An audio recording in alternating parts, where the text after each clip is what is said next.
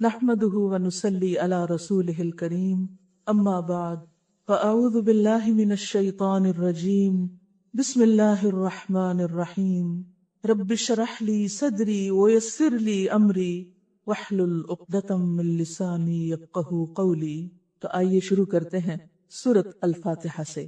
Beginning بسم اللہ الرحمن الرحیم الحمد للہ رب العالمین الرحمن الرحیم مالک یوم الدین ایاک نعبد و ایاک نستعین اہدنا الصراط المستقیم صراط الذین انعمت علیہم غیر المغضوب علیہم ولا الضالین آمین۔ اللہ کے نام سے جو رحمان اور رحیم ہے۔ تعریف اللہ ہی کے لیے ہے جو تمام کائنات کا رب ہے، یعنی صرف میرا اور آپ کا ہی نہیں، پوری دنیا کا، ہول یونیورس اسی نے پیدا کی، وہی خالق ہے، وہی اس سب کا مالک ہے، وہی اس کی تدبیر کرنے والا ہے، وہی اس کو سسٹین کر رہا ہے۔ الرحمن الرحیم، بہت مہربان اور بار بار رحم فرمانے والا ہے، روز جزا کا مالک ہے، یعنی صرف دنیا ہی کا نہیں، آخرت کا بھی۔ صرف ہمارے اعمال کو دیکھ ہی نہیں رہا بلکہ ان پر جزا اور سزا دینے پر بھی پوری طرح قادر ہے۔ ایاک نعبد و ایاک نستعین، ایسی ہی ہستی اس بات کی مستحق ہے کہ انسان اس کے آگے جھک جائے، لہٰذا ہم بھی یہی کہتے ہیں، ہم بھی اسی بات کا اقرار اور اظہار کرتے ہیں۔ کیا؟ ایاک نعبد و ایاک نستعین، ہم تیری ہی عبادت کرتے ہیں اور تجھی سے مدد مانگتے ہیں، ہمارا سر تیرے ہی آگے جھکے گا، ہمارا دل تیرے ہی آگے جھکے گا اور ہم تجھی سے مانگیں گے دنیا اور آخرت کی تمام بھلائیاں، اس لیے کہ تو سارے خزانوں کا مالک ہے، تو سب کچھ دینے پہ قادر ہے۔ اہدنا الصراط المستقیم، تو ہمیں سیدھا راستہ دکھا دے جس پر چل کر ہم اپنی آخرت کی منزل کو پہنچ جائیں، جنت تک پہنچ جائیں، تیری رضا تک پہنچ سکیں۔ ان لوگوں کا راستہ جن پر تو نے انعام فرمایا، جن سے تو خوش ہو گیا، جن سے تو راضی ہو گیا، جو تیری نظر میں کامیاب ہو گئے، ہمیں بھی ان لوگوں میں شامل کر دے اور انہی کے طریقے پر چلا۔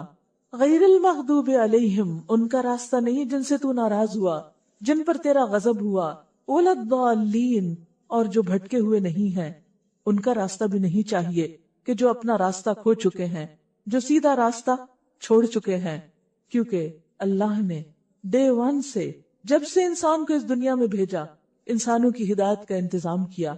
آدم علیہ السلام کے ساتھ ہدایت بھیجی اور پھر واضح طور پر بتا دیا کہ جو میری ہدایت کی پیروی کرے گا اس پر نہ کوئی خوف ہوگا نہ غم ہوگا، اور وہی دراصل کامیاب ہوگا۔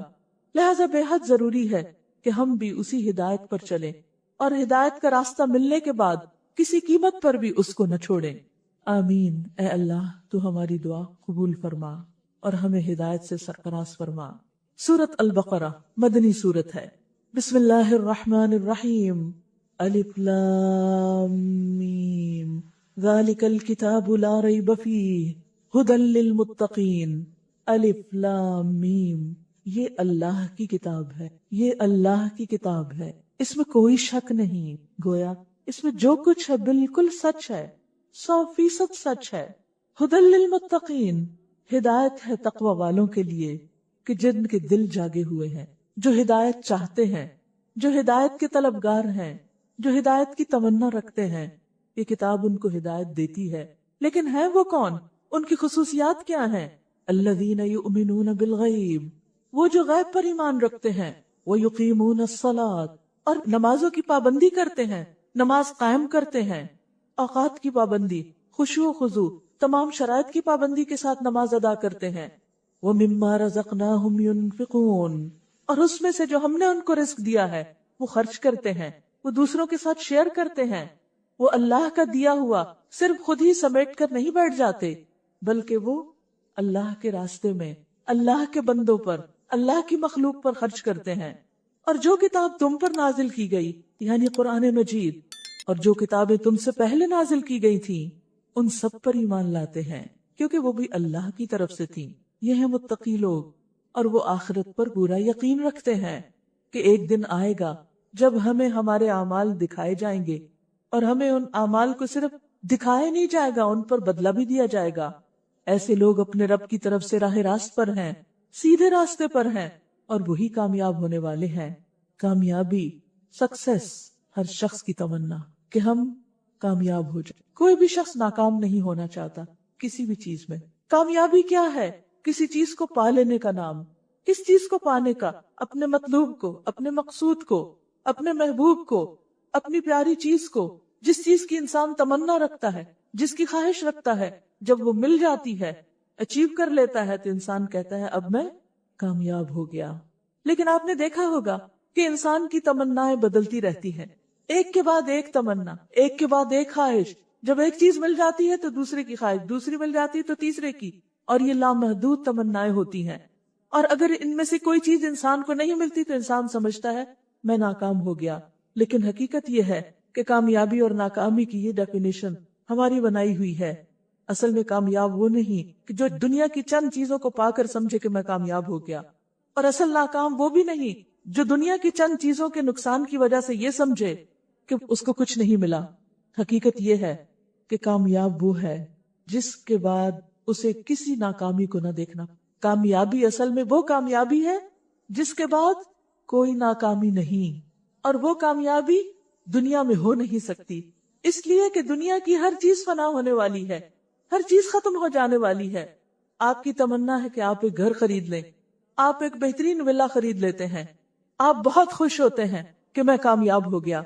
लेकिन कुछ अरसे के बाद क्या होता है? सैलाब आता है और घर बह जाता है, जलजला आता है, घर गिर जाता है, हालात ऐसे होते हैं कि घर बेचना पड़ जाता है। अब किधर गई वो आपकी कामयाबी? कहाँ गया वो सब कुछ? क्या आप वाकई कामयाब हैं? इसी तरह कोई भी चीज जिसको आपने अपनी जिंदगी का मकसद बना रखा है, जिसके बारे में आप ये समझते हैं कि उसको पाकर आप कामयाब हो गए। कोई किसी इंसान को पाकर कामयाब होना चाहता है, कोई किसी डिग्री को हासिल करके कामयाब होना चाहता है, कोई किसी जॉब को हासिल करके कामयाब होना चाहता है, कोई शादी करना कामयाबी की अलामत समझता है, कोई बच्चों का हुसूल कामयाबी की अलामत समझता है। लेकिन हकीकत यह है कि इनमें से जितनी भी चीजें हैं वो सब की सब आर्जी हैं। उनकी लज्जतें भी आर्जी, उनकी खुशियां भी आर्जी, और उनकी सेंस ऑफ अचीवमेंट भी बिल्कुल वक्ती, क्योंकि उनके पाने के बाद साथ ही मुश्किलात का एक लामतनाही सिलसिला शुरू हो जाता है, और इंसान अभी अपनी कामयाबी को एंजॉय नहीं कर पाता।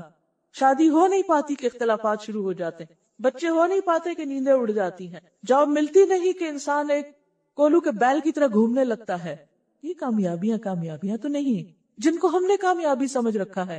कामयाबी तो वो है जिसे अल्लाह कामयाबी करार देता है, और वो है उस बुलंद मंजिल जन्नत का मिलना, वो है रब की रिजवान रजामंदी का मिलना। जिसको वो मिल गया वही दरअसल कामयाब हुआ। वज़ालिका हुवल फौजुल कबीर, यह है सबसे बड़ी कामयाबी। लेकिन ये कामयाबी कैसे मिलती है? ये कामयाबी दुनिया में कामयाब होने से नहीं मिलती। ये कामयाबी मिलती है इस रास्ते पर चलने से, जो रास्ता ये किताब बताती है। ये कामयाबी मिलती है इस किताब के वर्क गर्दानने से, और जो बातें इसमें लिखी हैं इनको समझकर इनके मुताबिक अमल करने से। ये कामयाबी सिर्फ उस वक्त हासिल होती है जब हम इसको मजबूत पकड़ लें। लिहाजा आइए देखते हैं कि अल्लाह किनको कामयाब कहता है। कामयाब वो हैं जो हिदायत पर हैं। हिदायत उनको मिलती है जिनके अंदर तकवा है, जिनके अंदर ईमान है, जिनके अंदर अल्लाह की मोहब्बत है। हम सब अपने दिलों को टटोलें, दिलों का जायजा लें। क्या हमारे दिलों के अंदर वो कैफियत है कि अल्लाह की जात हर चीज से बढ़कर अहम हो जाए? और अगर वो नहीं तो हमको उसे अचीव कर, क्योंकि यही की है, की टू सक्सेस। जब तक की हाथ नहीं आएगी दरवाजा नहीं खुलेगा। तो कुछ लोग तो वो हैं जो इस किताब के मुताबिक चलते हैं, इसके बरक्स कुछ लोग वो हैं जो इनकार करते हैं, जो इस रास्ते को पसंद नहीं करते। उनका अंजाम क्या है? जिन लोगों ने इन बातों को मानने से इनकार कर दिया जिनका पीछे जिक्र हो रहा है, उनके लिए यकसा है, बराबर है। खा तुम उन्हें खबरदार करो या ना करो, वो मानने वाले नहीं, क्योंकि उनका रुख, उनका जहन और सोच किसी और तरफ है। अल्लाह ने उनके दिलों और उनके कानों पर मुहर लगा दी है, और उनकी आंखों पर पर्दा पड़ गया है। उन्हें सच नजर नहीं आता, उन्हें असल कामयाबी नजर नहीं आती। वो दुनिया के धोखे में मुब्तला हैं, और वो सख्त सजा के मुस्तहिक हैं, क्योंकि एंड ऑफ द डे उनके पास वो नहीं होगा जिसकी वजह से वो जन्नत में जा सके। लिहाजा वो नाकाम हो जाएंगे। कुछ ऐसे भी हैं जो इन बिटवीन हैं, न पूरा मानने वाले हैं और न पूरा इनकार करने वाले। वो अपनी दुनिया को भी कामयाब देखना चाहते हैं اور اپنی آخرت کو، اور جب دنیا اور آخرت کا مقابلہ آتا ہے تو دنیا کو اوپر لے آتے ہیں، آخرت کو نیچے کر دیتے ہیں۔ لہٰذا ایسے لوگ حقیقت میں نہ اپنا فائدہ کر رہے ہیں اور نہ کسی اور کا، وہ اللہ اور ایمان والوں کو دھوکہ دیتے ہیں، لیکن حقیقت میں وہ خود دھوکے میں ہیں۔ بعض لوگ ایسے بھی ہیں جو کہتے ہیں کہ ہم اللہ پر اور آخرت کے دن پر ایمان لائے ہیں، حالانکہ در حقیقت وہ مومن نہیں ہیں، وہ اللہ اور ایمان لانے والوں کے ساتھ دھوکہ بازی کر رہے ہیں۔ کس طرح کہ ان کو دکھاتے ہیں کہ ہم بڑے مومن ہیں، حالانکہ حقیقت میں ایمان اندر کچھ بھی نہیں، مگر دراصل وہ خود ہی اپنے آپ کو دھوکے میں ڈالے ہوئے ہیں اور انہیں اس کا شعور نہیں۔ ان کے دلوں میں ایک بیماری ہے، کیا؟ دنیا کی محبت کی، دنیا کی کامیابیوں کی خواہش کی، جسے اللہ نے اور زیادہ بڑھا دیا۔ اور جو جھوٹ وہ بولتے ہیں کہ ہم ایمان رکھتے ہیں اور ہم بھی مسلمان ہیں اور ہم بھی اللہ کو مانتے ہیں اور ہم بھی آخرت کی فکر کرتے ہیں، حالانکہ عمل میں کہیں نظر نہیں آتا، تو جو جھوٹ وہ بولتے ہیں اس کی پاداش میں ان کے لیے دردناک سزا ہے۔ جب کبھی ان سے کہا گیا کہ زمین میں فساد برپا نہ کرو تو انہوں نے یہی کہا کہ ہم تو اصلاح کرنے والے، ہم تو بڑے اچھے کام کر رہے ہیں۔ خبردار، حقیقت میں یہی لوگ فسادی ہیں، مگر انہیں شعور نہیں۔ اور جب ان سے کہا گیا کہ جس طرح دوسرے لوگ ایمان لائے ہیں اسی طرح تم بھی ایمان لاؤ، تو انہوں نے یہی جواب دیا، کیا ہم بے وقوفوں کی طرح ایمان لائیں؟ آخرت کے لیے کام کرنے والے ان کو بے وقوف نظر آتے ہیں، اور عقل مند کون؟ جو چند دن کے فائدوں کے لیے کام کریں۔ خبردار، حقیقت میں تو یہ خود بے وقوف ہیں، مگر یہ جانتے نہیں ہیں۔ جب یہ اہل ایمان سے ملتے ہیں تو کہتے ہیں کہ ہم ایمان لائے ہیں، اور جب علیحدگی میں اپنے شیطانوں سے ملتے ہیں تو کہتے ہیں کہ اصل میں تو ہم تمہارے ساتھ ہیں، جیسا دیس ویسا بھیج، جس کے پاس گئے اسی کے بن گئے، ہر ایک کو خوش رکھنے کی کوشش کرتے ہیں۔ اور ان لوگوں سے تو ہم محض مذاق کر رہے ہیں، یعنی ایمان والوں کو تو ہم پھول بناتے ہیں۔ اللہ ان سے مذاق کر رہا ہے اور ان کی رسی دراز کیے جا رہا ہے، یعنی ان کو ڈھیل دے رہا ہے دنیا میں کہ یہ فساد کر رہے ہیں، خرابیاں کرتے ہیں، جھوٹ بولتے ہیں، سب غلط کام کرتے ہیں، اور پھر بھی کامیاب ہوتے چلے جاتے ہیں، کیونکہ وہ سمجھتے ہیں کہ کامیابی صرف دنیا کی کامیابی ہے، حالانکہ وہ دھوکے میں ہیں۔ ان کی تیار کی ہوئی یہ ساری عمارتیں بہت جلد زمین بوس ہونے والی ہیں، اور یہ اپنی سرکشی میں اندھوں کی طرح بھٹکتے چلے جا رہے ہیں، کیونکہ جب ان کی پکڑ نہیں ہوتی تو وہ سمجھتے ہیں کہ کچھ بھی فرق نہیں پڑتا۔ یہ وہ لوگ ہیں جنہوں نے ہدایت کے بدلے گمراہی خرید لی، یعنی گمراہی کو ترجیح دیتے ہیں، مگر یہ سودا، یہ تجارت، یہ بزنس ان کے لیے نفع بخش نہیں، فائدہ نہ ہوگا، پروفیٹیبل نہیں، اور یہ ہرگز صحیح راستے پر نہیں۔ ان کی مثال ایسی ہے جیسے ایک شخص نے آگ روشن کی، اور جب اس نے سارے ماحول کو روشن کر دیا تو اللہ نے ان کا نور بصارت یعنی ان کی روشنی سلب کر لی، لے لی، اور انہیں اس حال پہ چھوڑ دیا کہ تاریکیوں میں انہیں کچھ نظر نہیں آتا۔ یہ بہرے ہیں، گنگے ہیں، اندھے ہیں، یہ اب نہیں پلٹیں گے، سنتے ہی کچھ نہیں، کان تو ہیں سنتے نہیں کیونکہ دل نہیں کھلا، آنکھیں ہیں دیکھتے نہیں حق کو کیونکہ دل اندھے ہیں، گنگے ہیں بولتے نہیں، سچ بات منہ سے نہیں نکلتی، اب یہ واپس نہیں پلٹیں گے۔ تو گویا وہ لوگ جن کے دلوں کے اندر دنیا کی محبت ہو اور دنیا کے لالچ اور خواہشات نے ان کو اندھا کر رکھا ہو، پھر ان کو حق نظر نہیں آتا، ان کو دلائل سمجھ نہیں آتے، اور حق کی طرف ان کا دل مائل نہیں ہوتا۔ اور یہ کیوں ہوتا ہے؟ یہ اس وقت ہوتا ہے جب انسان اللہ کو پیچھے کر دے اور دنیا کو آگے لے آئے، حالانکہ اللہ نے ہم کو پیدا کیا، اللہ نے ہاتھ پاؤں دیے، اللہ نے رزق دیا، ساری نعمتیں اس نے بنائی، یہ آسمان اس نے بنایا، یہ زمین اس نے پھیلائی، اور اس کو چھوڑ کر انسان مخلوق کے پیچھے دوڑے، اس کو چھوڑ کر انسان مخلوق سے امپریس ہو، متاثر ہو اور اس کے آگے جھکے، تو پھر ایسے لوگوں کے لیے کامیابی کہاں سے ہو سکتی ہے؟ یا پھر ان کی مثال یوں سمجھو کہ آسمان سے زور کی بارش ہو رہی ہے، یعنی اسلام کی تعلیمات آ رہی ہیں، وحی اتر رہی ہے، اور اس کے ساتھ اندھیری گھٹا اور کڑک اور چمک بھی ہے، کیونکہ اللہ تعالیٰ کے احکامات میں بعض مشکل مقامات بھی آتے ہیں۔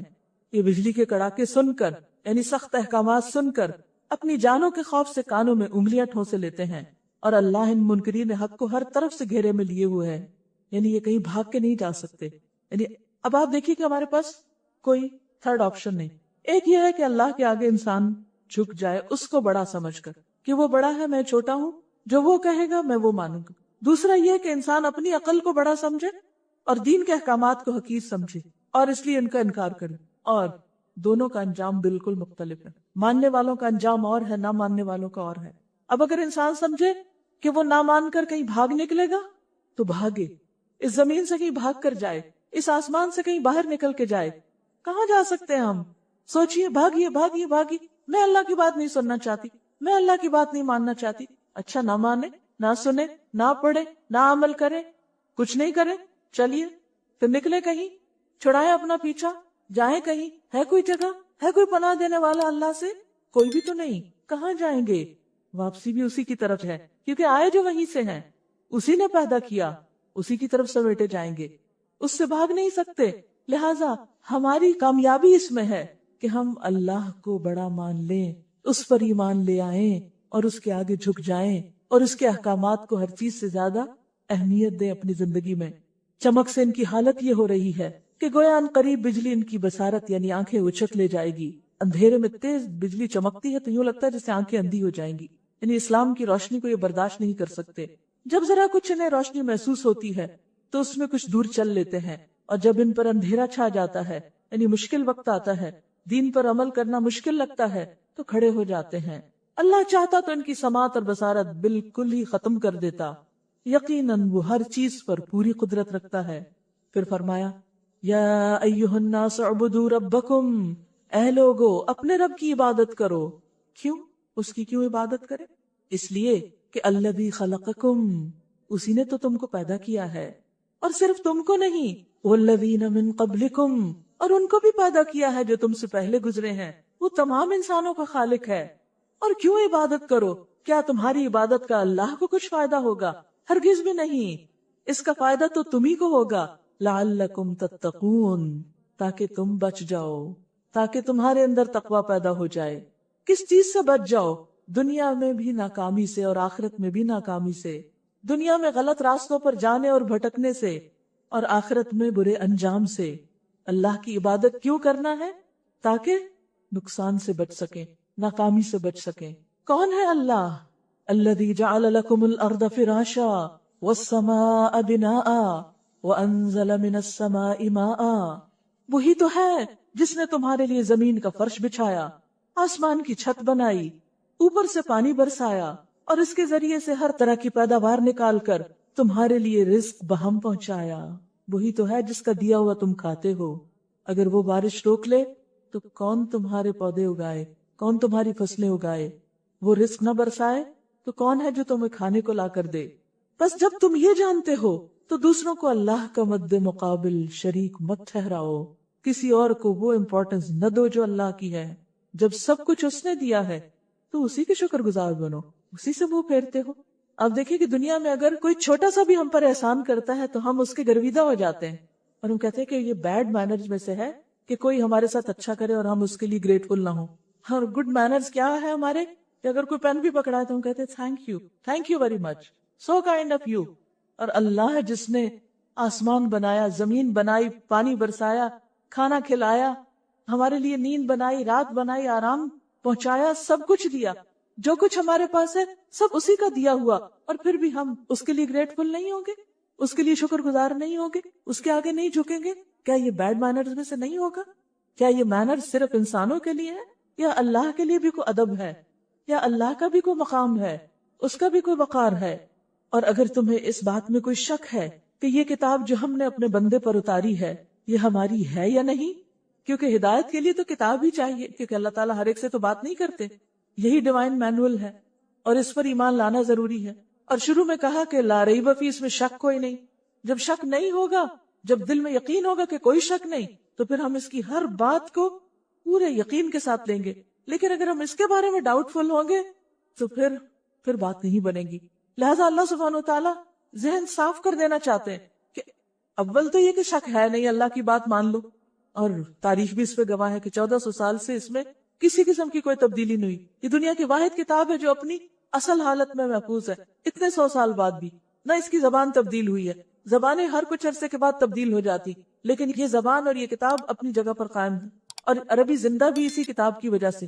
تو بات یہ ہے کہ اگر تمہیں شک ہے، کسی بھی طرح کا کوئی ڈاؤٹ ہے تو اسے دور کر لو، اور اگر پھر بھی ہے تو پھر ایسا کرو اس جیسی تم کوئی کتاب بنا کے دکھاؤ، تو تمہیں چل پتا جائے گا کہ اس کتاب کی حقیقت کیا ہے۔ تو فرمایا اگر تمہیں اس میں شک ہے کہ یہ کتاب جو ہم نے اپنے بندے پہ اتاری ہے یہ ہماری ہے یا نہیں، تو اس کی مانند ایک ہی صورت بنا لاؤ۔ کتاب تو کیا، ایک صورت بنا لاؤ۔ ایک جگہ پر آتا ہے 10 آیتیں لے آؤ، اپنے سارے گواہوں کو بلا لو، سارے مددگار جو تم جیسی سوچ رکھتے ہیں ان کو بھی اکٹھا کر لو، اکیلے نہیں کر سکتے تو ایک اللہ کو چھوڑ کر، باقی جس کو چاہو مدد لے لو، یعنی جس سے بھی چاہو مدد لے لو. اگر تم سچے ہو تو یہ کام کر کے دکھاؤ، لیکن اگر تم نے ایسا نہ کیا، کتاب نہ لائے، سورت نہ لائے، ایسی کوئی آیت بنا کے نہ لا سکے، اور یقیناً کبھی کر بھی نہیں سکتے. لوگوں نے ہر دور میں بہت کوششیں کی، آج بھی ہو رہی ہیں، لیکن کوئی بھی اس کتاب کے مد مقابل لا ہی نہیں سکا. تو پھر کیا کرو؟ تو ڈرو اس آگ سے، کیونکہ اس کتاب کا انکار، اس کا انجام کیا ہے؟ آگ. ڈرو اس آگ سے جس کا ایندھن بنیں گے انسان اور پتھر، جو مہیا کی گئی ہے منکرین حق کے لیے، یعنی حق کے انکار کرنے والوں کے لیے وہ آگ تیار کر دی گئی ہے.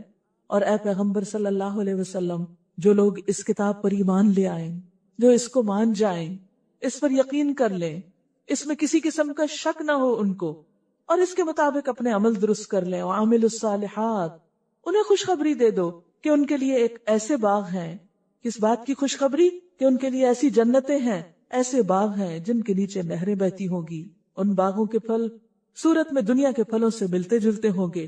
جب کوئی پھل انہیں کھانے کو دیا جائے گا تو وہ کہیں گے کہ ایسے ہی پھل اس سے پہلے دنیا میں ہم کو دیے جاتے تھے. ان کے لیے وہاں پاکیزہ بیویاں ہوگی اور وہ وہاں ہمیشہ رہیں گے. اب دیکھیے، دنیا میں کامیاب انسان کس کو کہا جاتا ہے؟ کہ جس کے پاس اعلیٰ درجے کا گھر ہو، خوبصورت بیوی ہو، دنیا کی ہر نعمت میسر ہو اس کو. سب لوگ اس پہ رش کرتے ہیں کہ کتنے لکی ہیں، کتنا کامیاب ہے انسان، اس نے سب کچھ اچیو کر لیا. کیونکہ عموماً دنیا کی خواہشات یہی تو ہیں، مال و دولت کی کثرت، عورتیں، گھر، سٹیٹس. فرمائیے سب کچھ تمہیں ہمیشہ کے لیے وہاں ملے گا. اس کے برعکس ساری زندگی بھی انسان بھاگ دوڑ کر کے دنیا میں ایسا سب کچھ بنا لے تو کیا ہوتا ہے؟ بڑھاپا آ جاتا ہے، بیماریاں گھیر لیتی ہیں، زندگی ختم ہو جاتی ہے، چھوڑ کے سب کچھ انسان چلا جاتا ہے. لیکن وہ گھر، وہ ہمیشہ کا گھر ہے جس میں کسی قسم کی کوئی تھکاوٹ نہ ہوگی، کوئی بیماری نہ ہوگی، اور کبھی اس کے چھننے کا کوئی ڈر نہ ہوگا، اور ہمیشہ وہاں رہیں گے. لیکن یہ ان کے لیے ہے جن کا ایمان بھی ساؤنڈ ہو اور جن کے عمل بھی اچھے ہوں. جب قرآن نے یہ چیلنج دیا تو جو قرآن کے مخالف تھے وہ کوئی صورت بنا کے نہ لا سکے، کوئی آیت نہ لا سکے اس کے مقابل. ہاں، انہوں نے ایک بہت گھٹیا ہتھ کنڈا یہ اختیار کرنا شروع کیا کہ قرآن کے اندر مین میخ نکالنی شروع کر دی. عام طور پر یہ ہوتا ہے نا، جب ہم کوئی کام کر نہیں سکتے تو کسی کے کیے ہوئے کام کو کریٹیسائز کرنا شروع کر دیتے ہیں.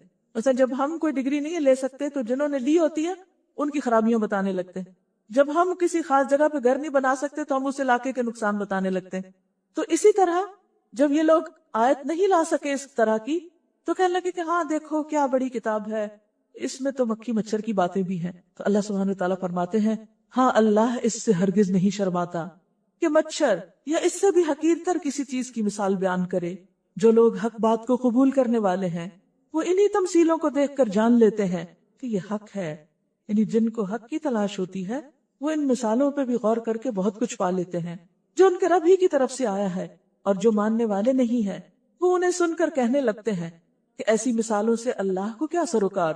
اس طرح اللہ ایک ہی بات سے بہت سے لوگوں کو گمراہی میں مبتلا کر دیتا ہے اور بہت سو کو راہ راست دکھا دیتا ہے. تو فرق کیا ہے؟ فرق اپنے اندر ہے.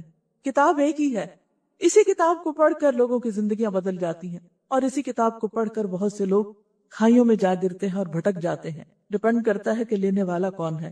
It all depends upon you کہ آپ اس سے کتنا فائدہ اٹھاتے ہیں.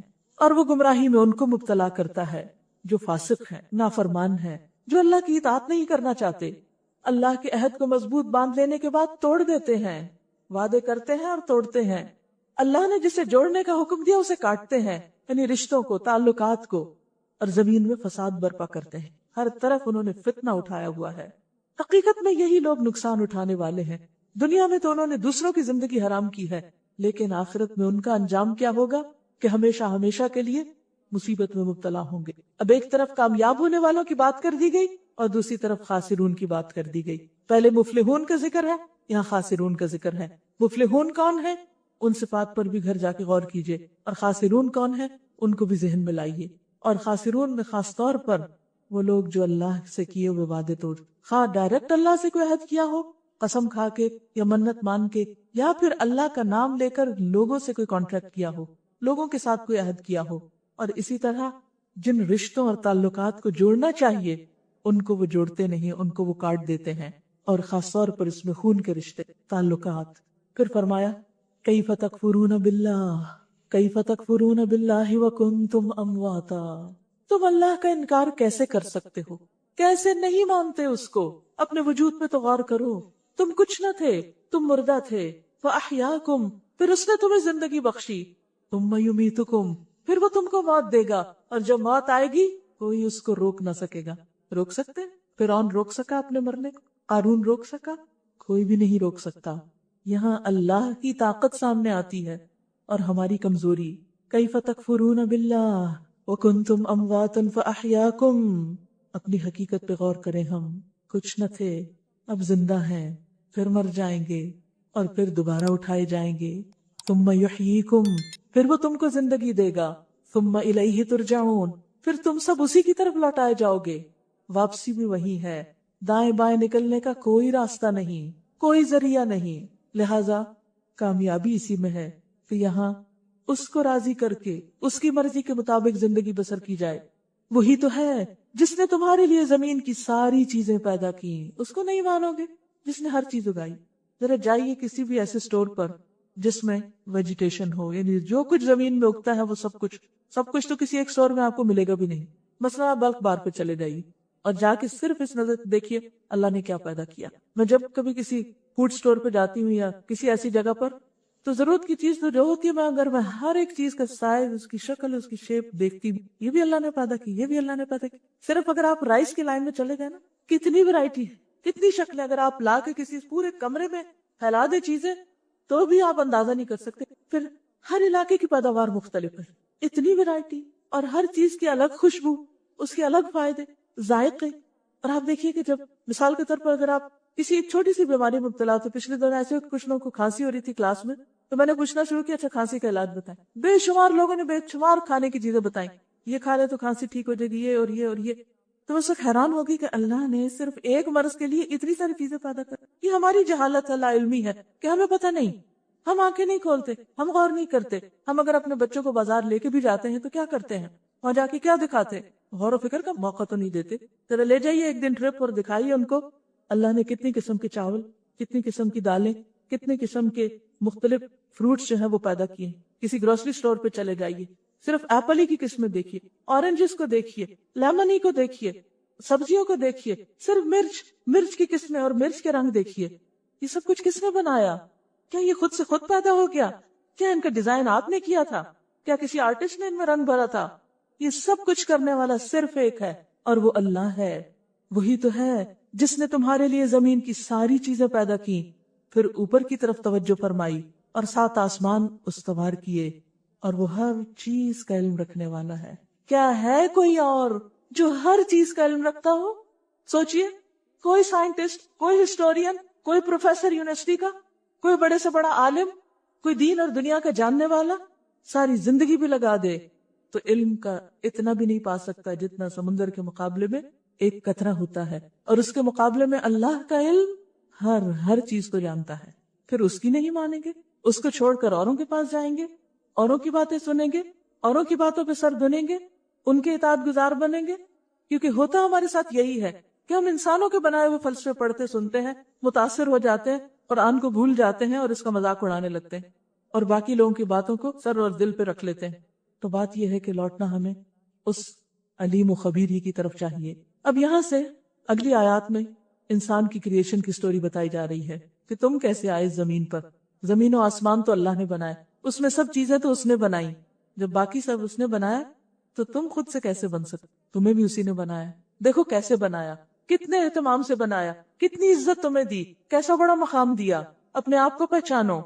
وَإِذْ قَالَ رَبُّكَ لِلْمَلَائِكَةِ إِنِّي جَاعِلٌ فِي الْأَرْضِ خَلِيفَةً۔ پھر ذرا اس وقت کا تصور کرو، وہ وقت یاد کرو جب تمہارے رب نے فرشتوں سے کہا تھا کہ میں زمین میں ایک خلیفہ بنانے والا ہوں۔ انہوں نے عرض کیا کیا آپ زمین میں کسی ایسے کو مقرر کرنے والے ہیں جو اس کے انتظام کو بگاڑ دے گا؟ کیونکہ اس کو آزادی دی جا رہی ہے، اور خون ریزیاں کرے گا، خون بہائے گا، قتل و غارت کرے گا۔ آپ کی حمد و ثنا کے ساتھ تسبیح اور آپ کی تقدیس تو ہم کر ہی رہے ہیں، ہم آپ کی عبادت کر ہی رہے ہیں۔ فرمایا میں جانتا ہوں جو کچھ تم نہیں جانتے۔ اس کے بعد اللہ نے آدم علیہ السلام کو ساری چیزوں کے نام سکھا دیے، پھر انہیں فرشتوں کے سامنے پیش کیا اور فرمایا اگر تمہارا خیال صحیح ہے جو تم کہہ رہے ہو تو ذرا ان چیزوں کے نام بتاؤ۔ تم حمد و ثنا تو کر رہے ہو، تسبیح کر رہے ہو، لیکن ذرا جو کچھ میں نے پیدا کیا ان چیزوں کے نام تو بتاؤ۔ انہوں نے عرض کیا نقص سے پاک تو آپ ہی کی ذات ہے، سبحانک لا علم لنا الا ما علمتنا، ہم تو بس اتنا ہی علم رکھتے ہیں جتنا آپ نے ہم کو دے دیا ہے۔ انک انت العلیم الحکیم، حقیقت میں سب کچھ جاننے اور سمجھنے والا آپ کے سوا کوئی نہیں، سارا علم تو تیرے ہی پاس ہے۔ تو گویا اللہ نے انسان کو علم کے اعتبار سے فرشتوں سے بھی بہتر بنایا، اور انسان کو وہ سکھایا جو فرشتوں کو نہیں سکھایا تھا۔ یہاں سے پتہ چلتا ہے کہ انسان کی تخلیق کا مقصد صرف تسبیح اور ذکر ہی نہیں، بلکہ اللہ کی پیدا کی ہوئی اس کائنات، اس کی کریشن پر غور و فکر اور ان چیزوں کو ایکسپلور کرنا اور ان سے بہترین فائدہ اٹھانا بھی ہے۔ پھر اللہ نے آدم سے کہا تم انہیں ان چیزوں کے نام بتاؤ۔ جب اس نے ان کو ان سب کے نام بتا دیے، آدم علیہ السلام نے پر سب کچھ بتا دیا، تو اللہ نے فرمایا میں نے تم سے کہا نہ تھا کہ میں آسمانوں اور زمین کی وہ ساری حقیقتیں جانتا ہوں جو تم سے مخفی ہیں، جو کچھ تم ظاہر کرتے ہو وہ بھی مجھے معلوم ہے، اور جو کچھ تم چھپاتے ہو اسے بھی میں جانتا ہوں۔ گویا اللہ کا علم صرف ظاہری چیزوں کا نہیں، بلکہ اس کا علم چھپی ہوئی چیزوں کے بارے میں بھی ہے جو انسان کی ریچ سے باہر ہیں۔ پھر جب ہم نے فرشتوں کو حکم دیا کہ آدم کے آگے جھک جاؤ تو سب جھک گئے، مگر ابلیس نے انکار کر دیا اور وہ اپنی بڑائی کے گھمنڈ میں پڑ گیا، تکبر کر لیا اور نافرمانوں میں شامل ہو گیا۔ تو ابلیس کا سب سے پہلا قصور کیا تھا؟ ابلیس کو کس چیز نے ذلیل کیا؟ تکبر نے۔ پھر ہم نے آدم سے کہا کہ تم اور تمہاری بیوی دونوں جنت میں رہو اور یہاں بافراغت جو چاہو کھاؤ، مگر اس درخت کا رخ نہ کرنا۔ اب ٹیسٹ ہوتا ہے، کیونکہ جس کے پاس علم ہوتا ہے اس کا امتحان ہوتا ہے، ورنہ ظالموں میں شمار ہو گئے۔ آخر کار شیطان نے ان دونوں کو اس درخت کی ترغیب دے کر ہمارے حکم کی پیروی سے ہٹا دیا۔ علم خواہ کتنا بھی ہو، انسان پھر بھی خطرے میں ہے، دشمن ہر وقت آس پاس ہے، انسان کو اس کا علم نہیں بچاتا۔ علم کی وجہ سے انسان کا دل دماغ روشن ضرور ہوتا ہے، لیکن علم آنے کا مطلب، صاحب علم ہونے کا مطلب یہ نہیں ہوتا کہ انسان اب کوئی غلطی نہیں کرے گا، یا وہ پھسلے گا نہیں، یا وہ شیطان کے پندے میں نہیں آئے گا۔ شیطان کا خطرہ ہر ایک کو ہے اور ہر ایک کو محسوس کرنا چاہیے، خواہ کوئی جاہل ہے یا عالم ہے۔ اور شیطان نے آہستہ آہستہ وسوسے ڈال کر صاحب علم آدم کو اس امتحان میں کامیاب ہونے سے روک دیا، وہ ان کے لیے آزمائش بن گیا اور انہیں جنت سے نکلوا دیا اور انہیں اس حالت سے نکلوا کر چھوڑا جس میں وہ تھے۔ ہم نے حکم دیا کہ اب تم سب یہاں سے اتر جاؤ، تم ایک دوسرے کے دشمن ہو، یعنی انسان کا دشمن شیطان اور شیطان کا دشمن انسان، یا پھر انسان انسان کا دشمن، انسان انسان کے لیے آزمائش، انسان انسان کے لیے فتنہ۔ اور یہ ایک بہت بڑی حقیقت ہے کہ دنیا میں آنے کے ساتھ ہی ہر دور میں ہر ایک کا ہر جگہ امتحان ہے، علم والوں کا بھی امتحان ہے اور بے علم والوں کا بھی امتحان ہے۔ ہم نے حکم دیا کہ اب تم سب یہاں سے اتر جاؤ، تم ایک دوسرے کے دشمن ہو اور تمہیں ایک خاص وقت تک زمین میں ٹھہرنا ہے اور وہیں زندگی بسر کرنا ہے۔ اب انسان زمین پر آ گیا۔ اس وقت آدم نے اپنے رب سے چند کلمات سیکھ کر توبہ کی، جس کو اس کے رب نے قبول کر لیا، کیونکہ وہ بڑا معاف کرنے والا اور رحم فرمانے والا ہے۔ تو اس سے پتہ یہ چلتا ہے کہ غلطی تو ہوگی، لیکن مرنے تک توبہ کا دروازہ بھی کھلا ہے۔ جتنی بھی بڑی غلطی ہو جائے، انسان جب بھی پلٹ آئے اللہ کو تواب الرحیم پائے گا۔ ہم نے کہا تم سب یہاں سے اتر جاؤ، پھر جو میری طرف سے کوئی ہدایت تمہارے پاس پہنچے، جو میری ہدایت کی پیروی کریں گے ان کے لیے خوف اور رنج نہ ہوگا۔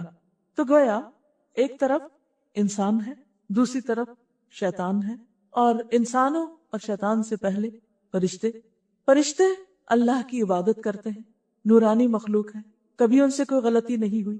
شیطان نے انسان کی ضد میں آ کے اللہ کی نافرمانی کی اور اب وہ اسی پہ پکا ہو گیا۔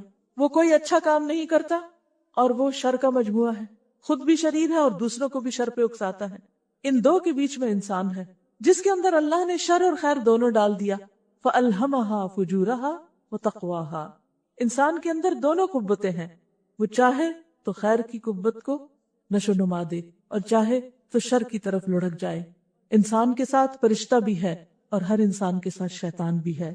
اب یہ آپ کی چوائس ہے کہ آپ کس کو دوست بناتے ہیں، یہ آپ کی چوائس ہے کہ آپ کس کی طرف جاتے ہیں، آپ کس کی مدد چاہتے ہیں۔ اگر آپ اچھے کام کریں گے تو تو اللہ فرشتوں سے مدد کرائے گا، اور اگر آپ غلط کام کریں گے، غلط راستے پر جائیں گے، تو شیطان آپ کو اپنے ساتھ لے گرے گا۔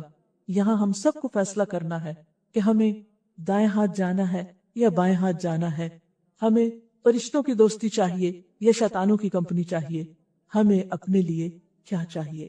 شیطان اکڑ گیا تھا، فرشتوں نے سبحانک لا علم لنا کہا تھا، شیطان نے تکبر کیا تھا، لیکن فرشتوں نے اطاعت کی تھی۔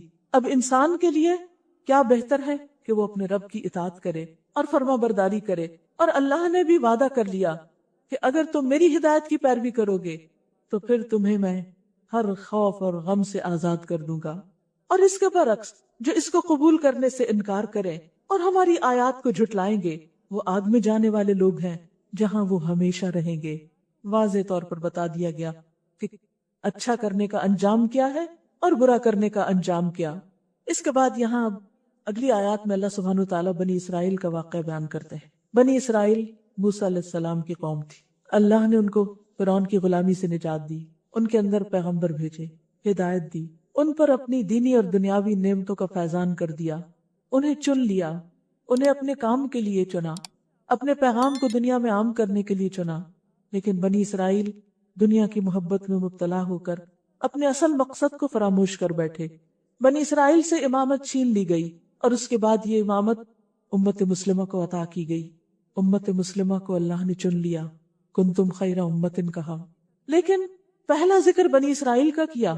قرآن ہم پڑھ رہے ہیں مسلمان، لیکن ذکر بنی اسرائیل کا ہے، تاکہ ہم اپنے آپ کو اس آئینے میں دیکھ سکیں کہ کہیں ہم وہ کام تو نہیں کر رہے جو بنی اسرائیل نے کیے۔ تو جہاں بنی اسرائیل کو خطاب ہے وہاں خود کو بھی مخاطب کر لیجئے۔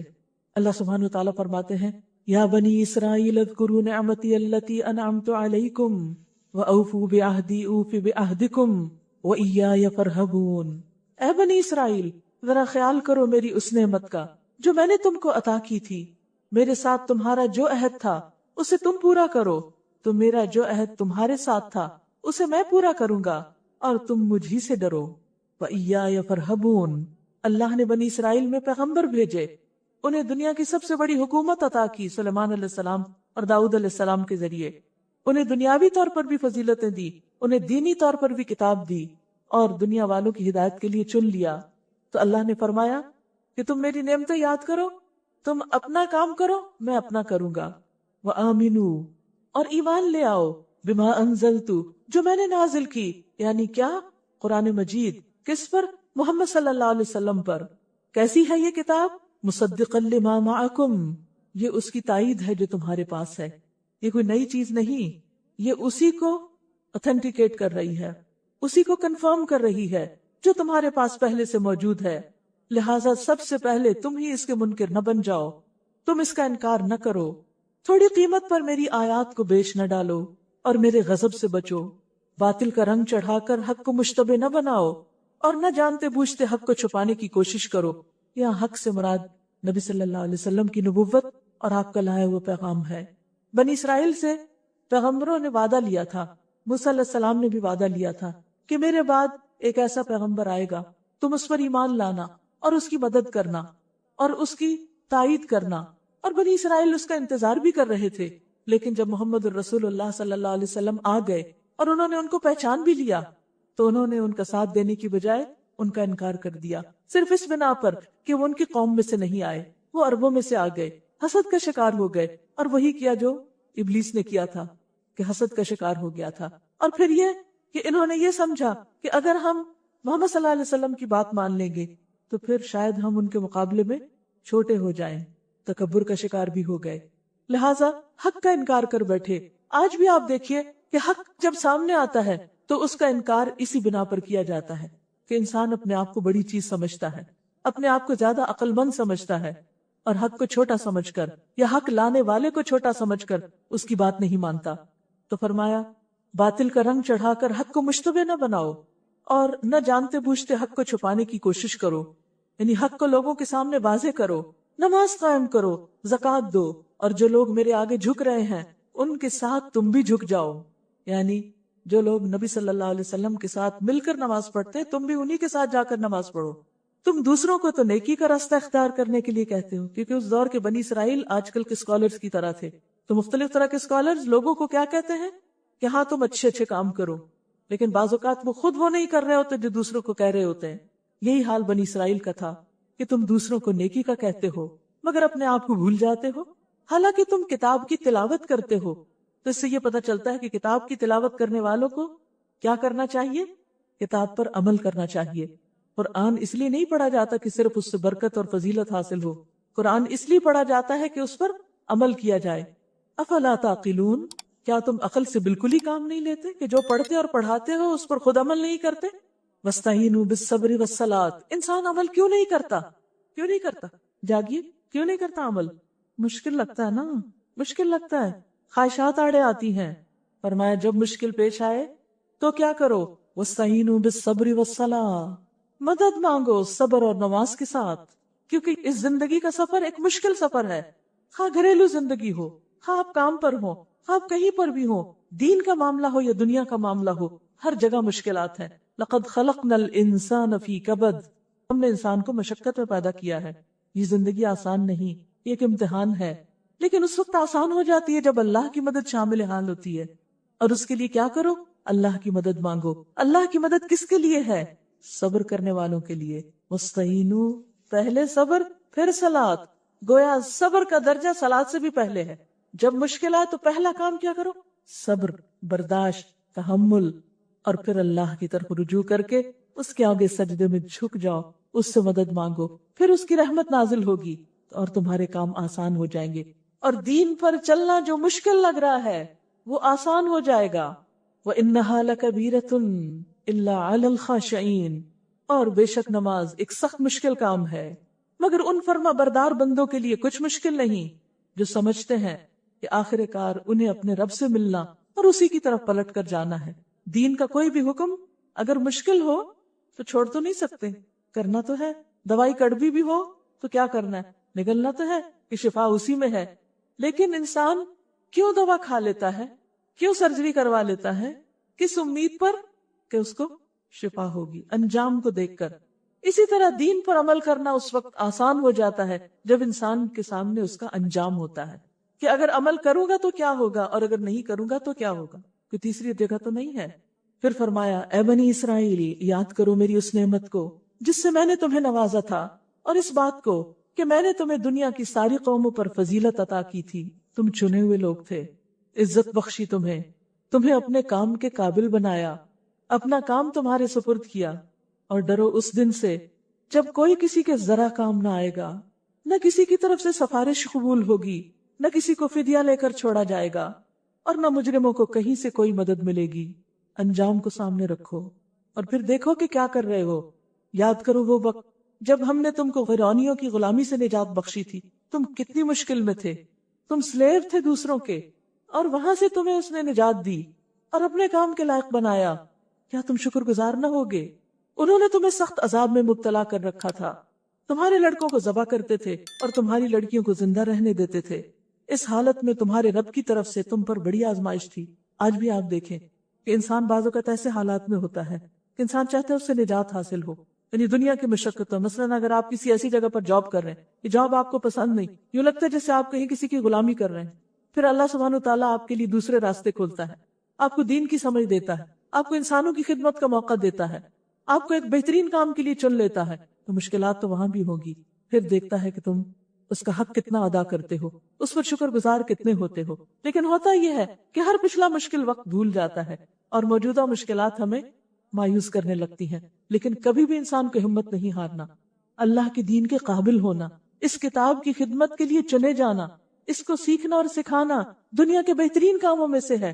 لیکن جتنا کوئی کام بہترین ہوتا ہے اس کے لیے مشکلات بھی اتنی ہی زیادہ آتی ہیں، لہٰذا اس کے لیے انسان کو اتنی ہی اللہ کی مدد کی ضرورت ہوتی ہے اور اتنی ہی صبر اور برداشت کی ضرورت ہوتی ہے. اور اس موقع پر انسان کو ہمیشہ یاد رکھنا چاہیے کہ کیا میرا پہلا حال بہتر تھا یا اب کا بہتر ہے؟ کیا دنیا کی سروس بہتر ہے یا دین کی سروس بہتر ہے؟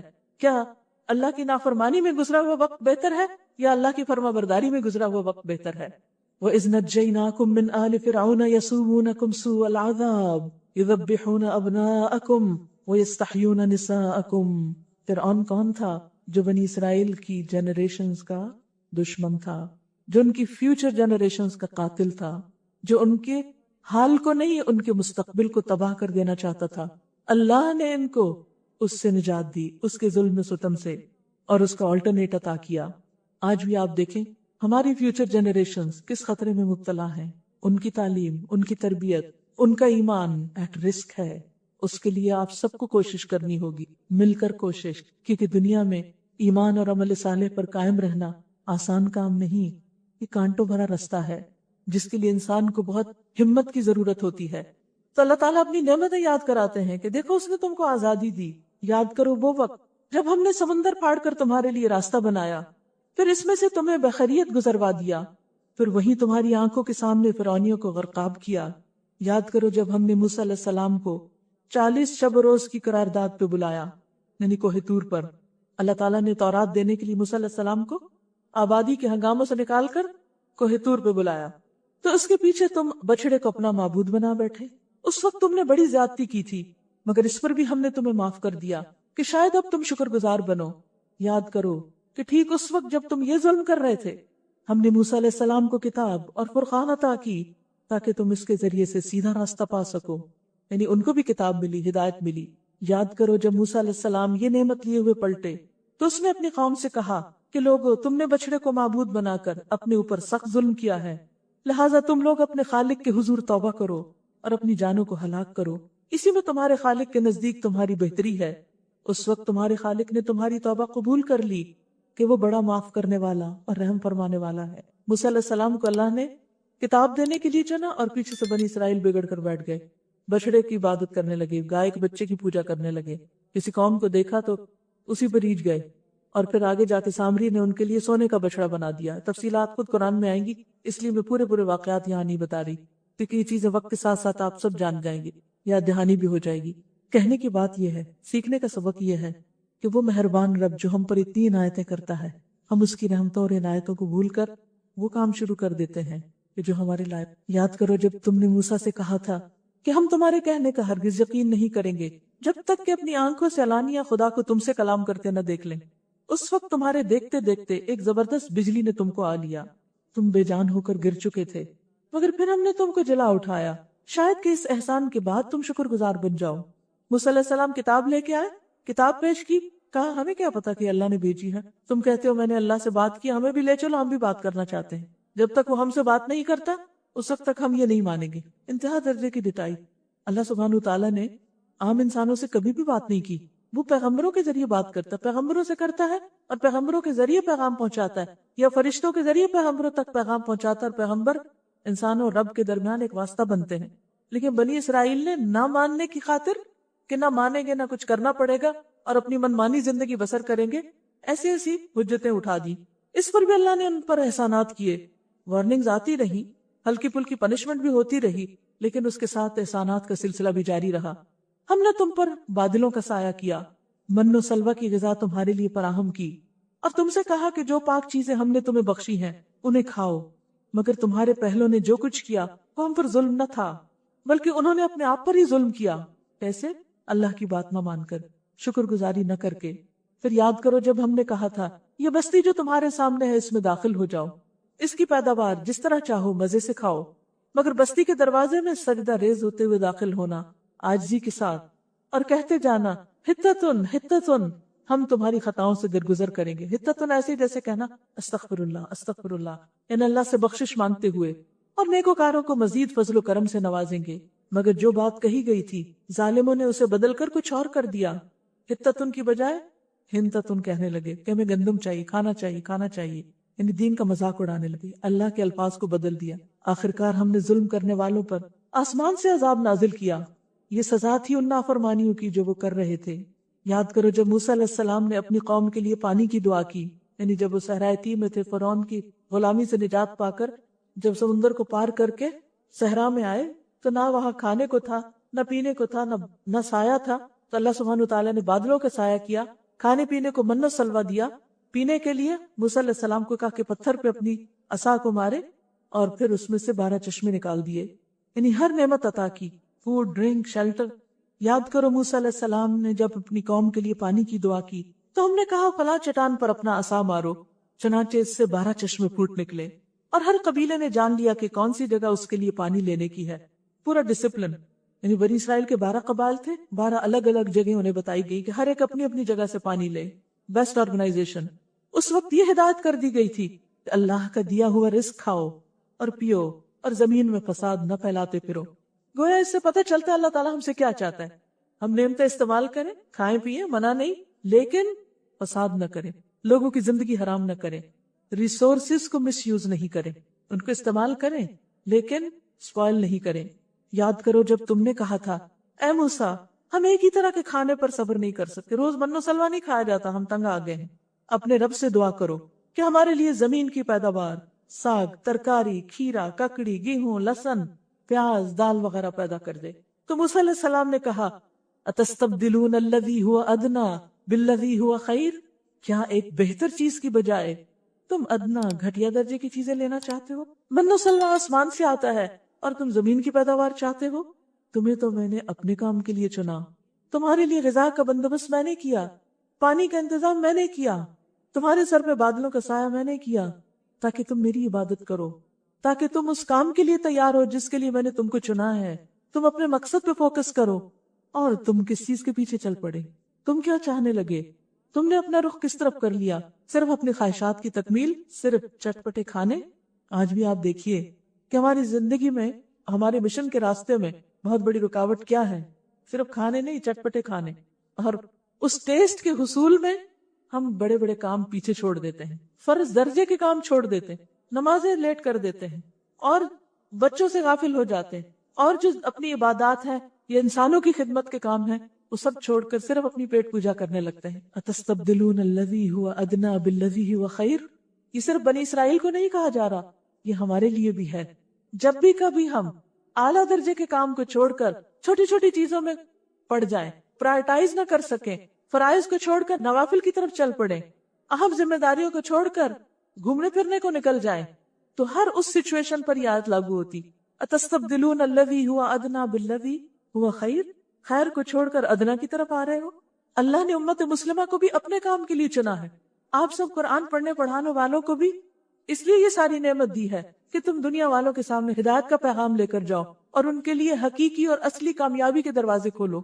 اور تم ان کے پیچھے چل پڑے، تم ان کاموں میں الجھ گئے یا ان چیزوں کو اپریشیٹ کرنے لگے کہ جو اصل مقصود نہیں، وہ تو صرف ذرائع ہیں، وہ تو مینز ہیں، وہ تو اختیار کیے جا سکتے ہیں لیکن یہ مقصود نہیں ہے. مقصود اور مطلوب کچھ اور ہے.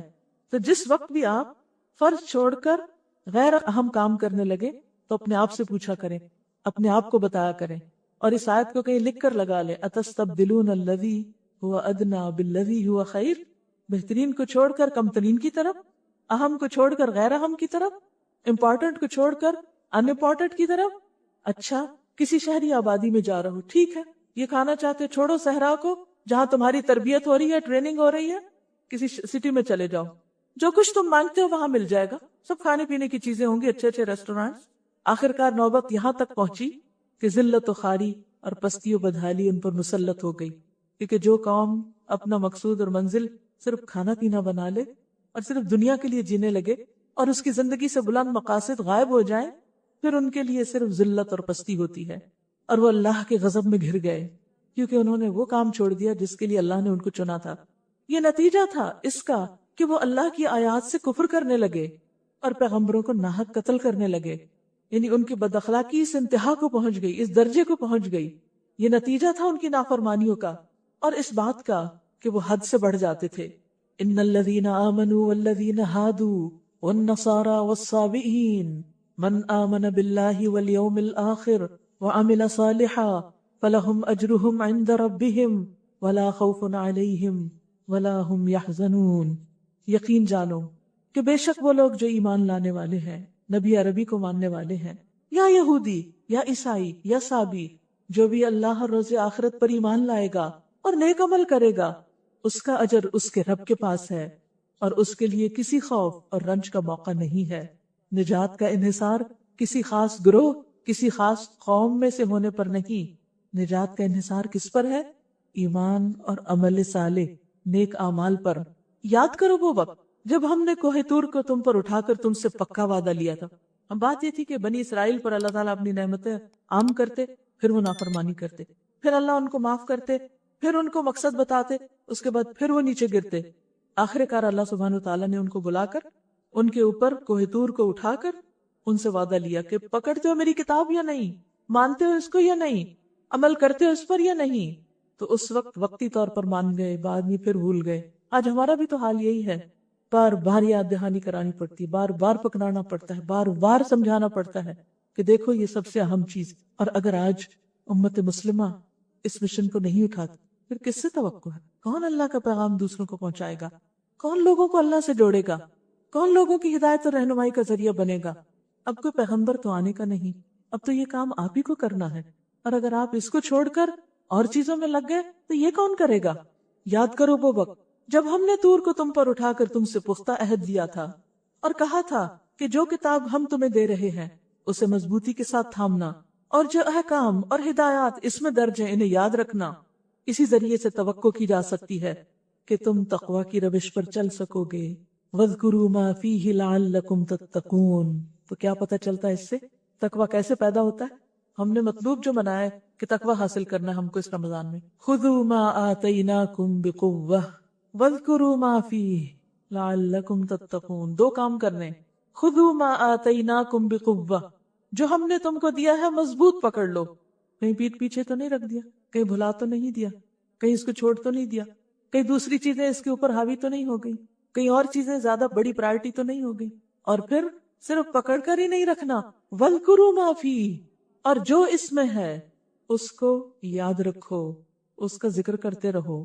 آج ہم الحمدللہ سب اسی مقصد کے لیے یہاں پر حاضر ہوں، اسی مقصد کے لیے ہم اپنے وقت کے یہ چند گھنٹے نکال رہے ہیں تاکہ ہم پھر سے اس کو مضبوط پکڑ لیں اور یاد دہانی کر لیں بھولے ہوئے سبق کی، تاکہ ہمارے اندر کیا پیدا ہو؟ تقوی۔ ثم تولیتم من بعد ذلک، بنی اسرائیل نے کیا کیا؟ بعد میں پھر منہ موڑ گئے، پھر تم نے منہ پھیر لیا اس کے بعد۔ کیونکہ ہوتا یہ تھا جب دنیا نظر آتی تھی تو دنیا میں کھو جاتے تھے اور اس کو ایک طرف رکھ دیتے تھے، پھر بھلا دیتے۔ اس پر بھی اللہ کے فضل اور اس کی رحمت نے تمہارا ساتھ نہ چھوڑا، ورنہ تم کبھی کے تباہ ہو چکے ہوتے۔ پھر تمہیں اپنی قوم کے ان لوگوں کا قصہ تو معلوم ہی ہے جنہوں نے سب کا قانون توڑا تھا۔ اللہ نے منع کیا تھا کہ ہفتے کے دن مچھلیاں نہیں پکڑنا۔ بنی اسرائیل کا ایک گروہ سمندر کے کنارے رہتا تھا، ان کا پیشہ مچھلیاں پکڑنا، کہ بس ایک دن تمہاری چھٹی کا دن ہے، کام نہیں کرنا۔ اور آزمائش یہ ہے کہ اسی دن مچھلیاں اوپر اوپر آتی تھی اور باقی دنوں میں کم آتی تھی۔ اب آپ دیکھیے کہ دنیا آپ کے سامنے ٹھاٹھے مار رہی ہو اور آپ کو کہا جائے کہ نہیں اس کو نہیں ہاتھ لگانا، آپ کے پاس دنیا کمانے کی بہت سی اپرچونٹیز ہوں اور پھر آپ کو کہا جائے نہیں یہ نہیں، قرآن کی خدمت کرنی ہے۔ اب کون ہے جو اس پر صبر کرے؟ اسی لیے ہم دیکھتے ہیں کہ وہ لوگ تو پھر قرآن کی تعلیم دینے لینے، اس کی خدمت، اس کو دنیا تک پہنچانے کی طرف آ جاتے ہیں جن کے پاس دنیا کو کچھ زیادہ کام نہیں ہوتا، لیکن جن کو دنیا میں ایکسل کرنے کی اپرچونٹیز ملی ہو پھر وہ اس کو چھوڑ کر اس کتاب کو مضبوط پکڑے، ایسے لوگ نہ ہونے کے برابر اس وقت دنیا میں انگلیوں پہ گنے جا سکتے۔ یہ کوئی مشغلہ نہیں ہے۔ کچھ لوگ تو ایسے ہونے ہی چاہیے کہ جن کے لیے پرائرٹی نمبر 1 یہی ہو کہ اللہ کی طرف سے جو میسج آیا ہے اسے پوری دنیا میں پھیلا دیا جائے، ہر زبان میں پھیلا دیا جائے، ہر طریقے سے دوسروں تک پہنچا دیا جائے۔ اور یہ صرف اس وقت ہو سکتا ہے جب ہم قربانی کے درجے پر کام کریں، کنوینئنس کے درجے پر نہیں، آرام کے درجے پر نہیں، کیونکہ کوئی بھی بڑا کام قربانی کے بغیر نہیں ہو سکتا۔ اور یہ ٹیسٹ ہر ایک کا ہوتا ہے کہ ایک طرف مچھلیاں ابھر ابھر کے آ رہی ہوتی اور دوسری طرف اللہ کا حکم ہوتا ہے، اور اس وقت کون کنٹرول کر سکتا ہے، کون صبر کر سکتا ہے ان سامنے آنے والی مچھلیوں پر؟ وہی جو آخرت کا بڑا فائدہ اور جنت کو اپنی آنکھوں کے سامنے دیکھتا ہو، جسے جنت کا شوق سونے نہ دے اور جسے جہنم کا خوف آرام نہ کرنے دے۔ یہ انتھک جہد مسلسل کے ذریعے ہی ہو سکتا ہے۔ یہ پیغمبروں کا راستہ ہے، یہ پیغمبروں کے فالوورز کا راستہ ہے، یہ وہ راستہ ہے جس سے امت مسلمہ کو دنیا میں عزت مل سکتی، یہ وہ راستہ ہے جس سے تمام انسانیت کی بھلائی ہو سکتی ہے، کیونکہ ساری مخلوق اللہ کی مخلوق ہے، اس تک اللہ کا پیغام پہنچنا چاہیے، یہ اس کا حق ہے۔ ہم لے کے اپنے ہی پاس بیٹھ گئے، ہم نے بند کر کے اپنے شیلف میں بند کر دیا اس کو، اور اس کو آگے پہنچانے کی کوشش ہی نہیں کوئی۔ تو بہرحال بنی اسرائیل کے لیے ایک زبردست ٹیسٹ تھا، لیکن وہ صبر نہ کر سکے۔ انہوں نے پھر کیا کیا؟ ایک ہیلا کیا کہ چلو ٹھیک ہے، ہم ہفتے کے دن نہیں مچھلیاں پکڑتے، ہم ہفتے کے دن آنے والی مچھلیوں کو ٹریپ کرنے کا بندوبست کرتے ہیں، جمعے کو جال لگا دیتے، اتوار کو نکال لیتے، ساری مچھلیاں ہفتے کے دن اس کے اندر آ جاتی، اور وہ بظاہر کیا کہتے ہیں، ہم نے تو معصوم لوگوں نے کچھ کیا ہی نہیں ہفتے کے دن، یہ تو خود ہی آ گئی تھی۔ اور آپ کی نیت کیا تھی؟ کیا اللہ کو پتہ نہیں تھی؟ کیوں لگا رہے تھے جمعے کو جال؟ تاکہ ہفتے کی مچھلیاں پکڑ سکے، مقصد تو مچھلیاں پکڑنا تھا۔ اس طرح پھر انسان کے اندر کا جو شر ہے وہ اس کو مکاریاں سلجھاتا ہے کہ ہاں کرو اپنی مرضی، اور اللہ کو اس چیز پہ راضی کر دینا۔ پھر انسان کے ڈبل سٹینڈرڈز ہو جاتے ہیں، پھر انسان اس طرح کی ہوشیاریاں دکھانے لگتا ہے۔ اینی وَلَقَدْ عَلِمْتُمُ الَّذِينَ اعْتَدَوْا مِنْكُمْ، اللہ تعالیٰ کہتے ہیں مجھے پتا ہے سب کچھ، کس نے یہ کام کیا تھا، کس نے یہ زیادتی کی تھی۔ ہم نے ان سے کہا تھا کہ ذلیل بندر بن جاؤ، فَجَعَلْنَاهَا نَكَالًا لِمَا بَيْنَ يَدَيْهَا وَمَا خَلْفَهَا، اور اس حال میں رہو کہ ہر طرف سے تم پر دھتکار پھٹکار پڑے۔ اس طرح ہم نے ان کے انجام کو اس زمانے کے لوگوں اور بعد کی آنے والی نسلوں کے لیے عبرت اور ڈرنے والوں کے لیے نصیحت بنا چھوڑا۔ موعظۃ للمتقین، پھر تقوی کا ذکر۔ تقوی والے ایسے واقعات اور ایسی سٹوریز سے سبق حاصل کرتے ہیں۔ تو ہمیں کیا نہیں کرنا؟ اللہ کے ساتھ دھوکہ بازی نہیں کرنی، کہ ہم ظاہر میں تو اچھے کام کریں لیکن اندر خدا سے نہ ڈریں۔ تقوی انسان کے اندر سے منافقت دور کر دیتا ہے، وہ سب لوگوں کے بیچ میں بھی اللہ سے ڈرتا ہے اور وہ اکیلے میں بھی اللہ سے ڈرتا ہے۔ وہ چھپ کے بھی اس کی اطاعت کرتا ہے، وہ سامنے بھی کرتا ہے، وہ جمعے کو بھی کرتا ہے، وہ ہفتے کو بھی کرتا ہے، اتوار کو بھی کرتا ہے۔ وہ دھوکہ بازی نہیں کرتا، وہ فریب سے کام نہیں لیتا۔ پھر وہ واقعہ یاد کرو جب موسیٰ علیہ السلام نے اپنی قوم سے کہا تھا کہ اللہ تمہیں ایک گائے ذبح کرنے کا حکم دیتا ہے۔ بنی اسرائیل چونکہ مصریوں کے ساتھ رہے تھے، مصری گائے کی پوجا کرتے تھے، تو ان کے دلوں میں بھی اس کی بڑی تعظیم تھی۔ تو جب بنی اسرائیل کو جسمانی آزادی ملی تو اللہ تعالیٰ ان کو ذہنی طور پر بھی آزاد کرنا چاہتا تھا، اور وہ سارے بت توڑنا چاہتا تھا جو ان کے دماغ میں بنے ہوئے تھے۔ تو اس کے لیے حکم ملا کہ گائے ذبح کرو۔ ہوتا یہ ہے کہ انسان اللہ کو چھوڑ کر جس چیز سے محبت کرتا ہے اسی سے آزمایا جاتا ہے، وہی آزمائش بنتی ہے انسان کے لیے۔ بنی اسرائیل نے دل میں گائے کا بت رکھا ہوا تھا، اللہ نے کہا اسی کو ذبح کرو۔ ابراہیم علیہ السلام کو اللہ سبحانہ وتعالیٰ نے کیا حکم دیا؟ کس کو ذبح کرو؟ بیٹے کو، کیونکہ بیٹوں کی محبت بھی، وہ بت بھی ہمارے دل میں ہوتے ہیں۔ اسی طرح مال کی محبت، باقی چیزوں کی محبت۔ کہنے لگے کیا تم ہم سے مذاق کرتے ہو؟ گائے ذبح کریں؟ موسیٰ علیہ السلام نے کہا میں اس سے خدا کی پناہ مانگتا ہوں کہ جاہلوں کی سی باتیں کروں، کہ تم سے مذاق کروں۔ پیغمبر مذاق نہیں کیا کرتے۔ بولے اچھا، اپنے رب سے درخواست کرو کہ وہ ہمیں اس گائے کی کچھ تفصیل بتائے، کچھ ڈیٹیلز چاہیے کیسی گائے ہو۔ ہوتا یہی ہے جو کام ہم نہ کرنا چاہیں پھر اس کی تفصیلات میں پڑ جاتے ہیں۔ یہ قانون قاعدہ ہے، جو آپ نے نہ کرنا اس کی مین میخ نکالنے لگے، پھر کبھی نہیں ہوگا وہ کام۔ موسیٰ علیہ السلام نے کہا اللہ کا ارشاد ہے کہ وہ ایسی گائے ہونی چاہیے جو نہ بوڑھی ہو نہ بچیا بلکہ درمیانی عمر کی ہو۔ خود کے لیے سوال کر کے حکم مشکل بنا لیا، لہٰذا جو حکم دیا جاتا ہے اس کی تعمیل کرو۔ پھر کہنے لگے اپنے رب سے یہ اور پوچھ دو کہ اس کا رنگ کیسا ہو۔ ضرورت ہی نہیں تھی، اللہ نے کوئی خاص رنگ تو نہیں کہا تھا، بس گائے ذبح کرنی تھی جس بھی رنگ کی ہو۔ موسیٰ علیہ السلام نے کہا وہ فرماتا ہے زرد رنگ کی گائے ہونی چاہیے، اور مشکل جس کا رنگ ایسا شوخ ہو کہ دیکھنے والوں کا جی خوش ہو جائے، اور کنڈیشن۔ پھر بولے اپنے رب سے صاف صاف پوچھ کر بتاؤ، اور بتاؤ کیسی گائے چاہیے۔ ہمیں اس کی تعین میں شبہ پڑ گیا، ہمیں سمجھ نہیں آ رہی، ابھی بھی کنفیوژن باقی ہے۔ اللہ نے چاہا تو ہم اس کا پتہ پا لیں گے۔ موسیٰ علیہ السلام نے جواب دیا اللہ کہتا ہے وہ ایسی گائے ہے جس سے خدمت نہیں لی جاتی، کام نہیں کرتی، نہ زمین جوتتی ہے نہ پانی کھینچتی ہے، صحیح سالم اور بے داغ ہے۔ اس پر وہ پکار اٹھے کہ ہاں اب تم نے ٹھیک پتہ بتایا، کیونکہ اب کوئی چارہ ہی نہیں رہ گیا، تو کوئی اور سوال تھا نہیں۔ پھر انہوں نے اسے ذبح کیا، ورنہ وہ ایسا کرتے معلوم نہ ہوتے تھے۔ وہ کرنا نہیں چاہ رہے تھے لیکن اب پھنس گئے، کارنر ہو گئے، اس لیے اب انہیں کرنا ہی پڑا۔ اس سے یہ بہت بڑا سبق ملتا ہے کہ انسان کو شوشہ بازی نہیں کرنی چاہیے، اللہ کے احکامات کے اندر بہت بال کی کھال نہیں اتارنی چاہیے۔ جو حکم سامنے آئے اس کو لے کر اس پر عمل کر لینا چاہیے، اور دین کو سمپل رکھنا چاہیے، بہت زیادہ کمپلیکیشنز نہیں اس میں ڈالنی چاہیے۔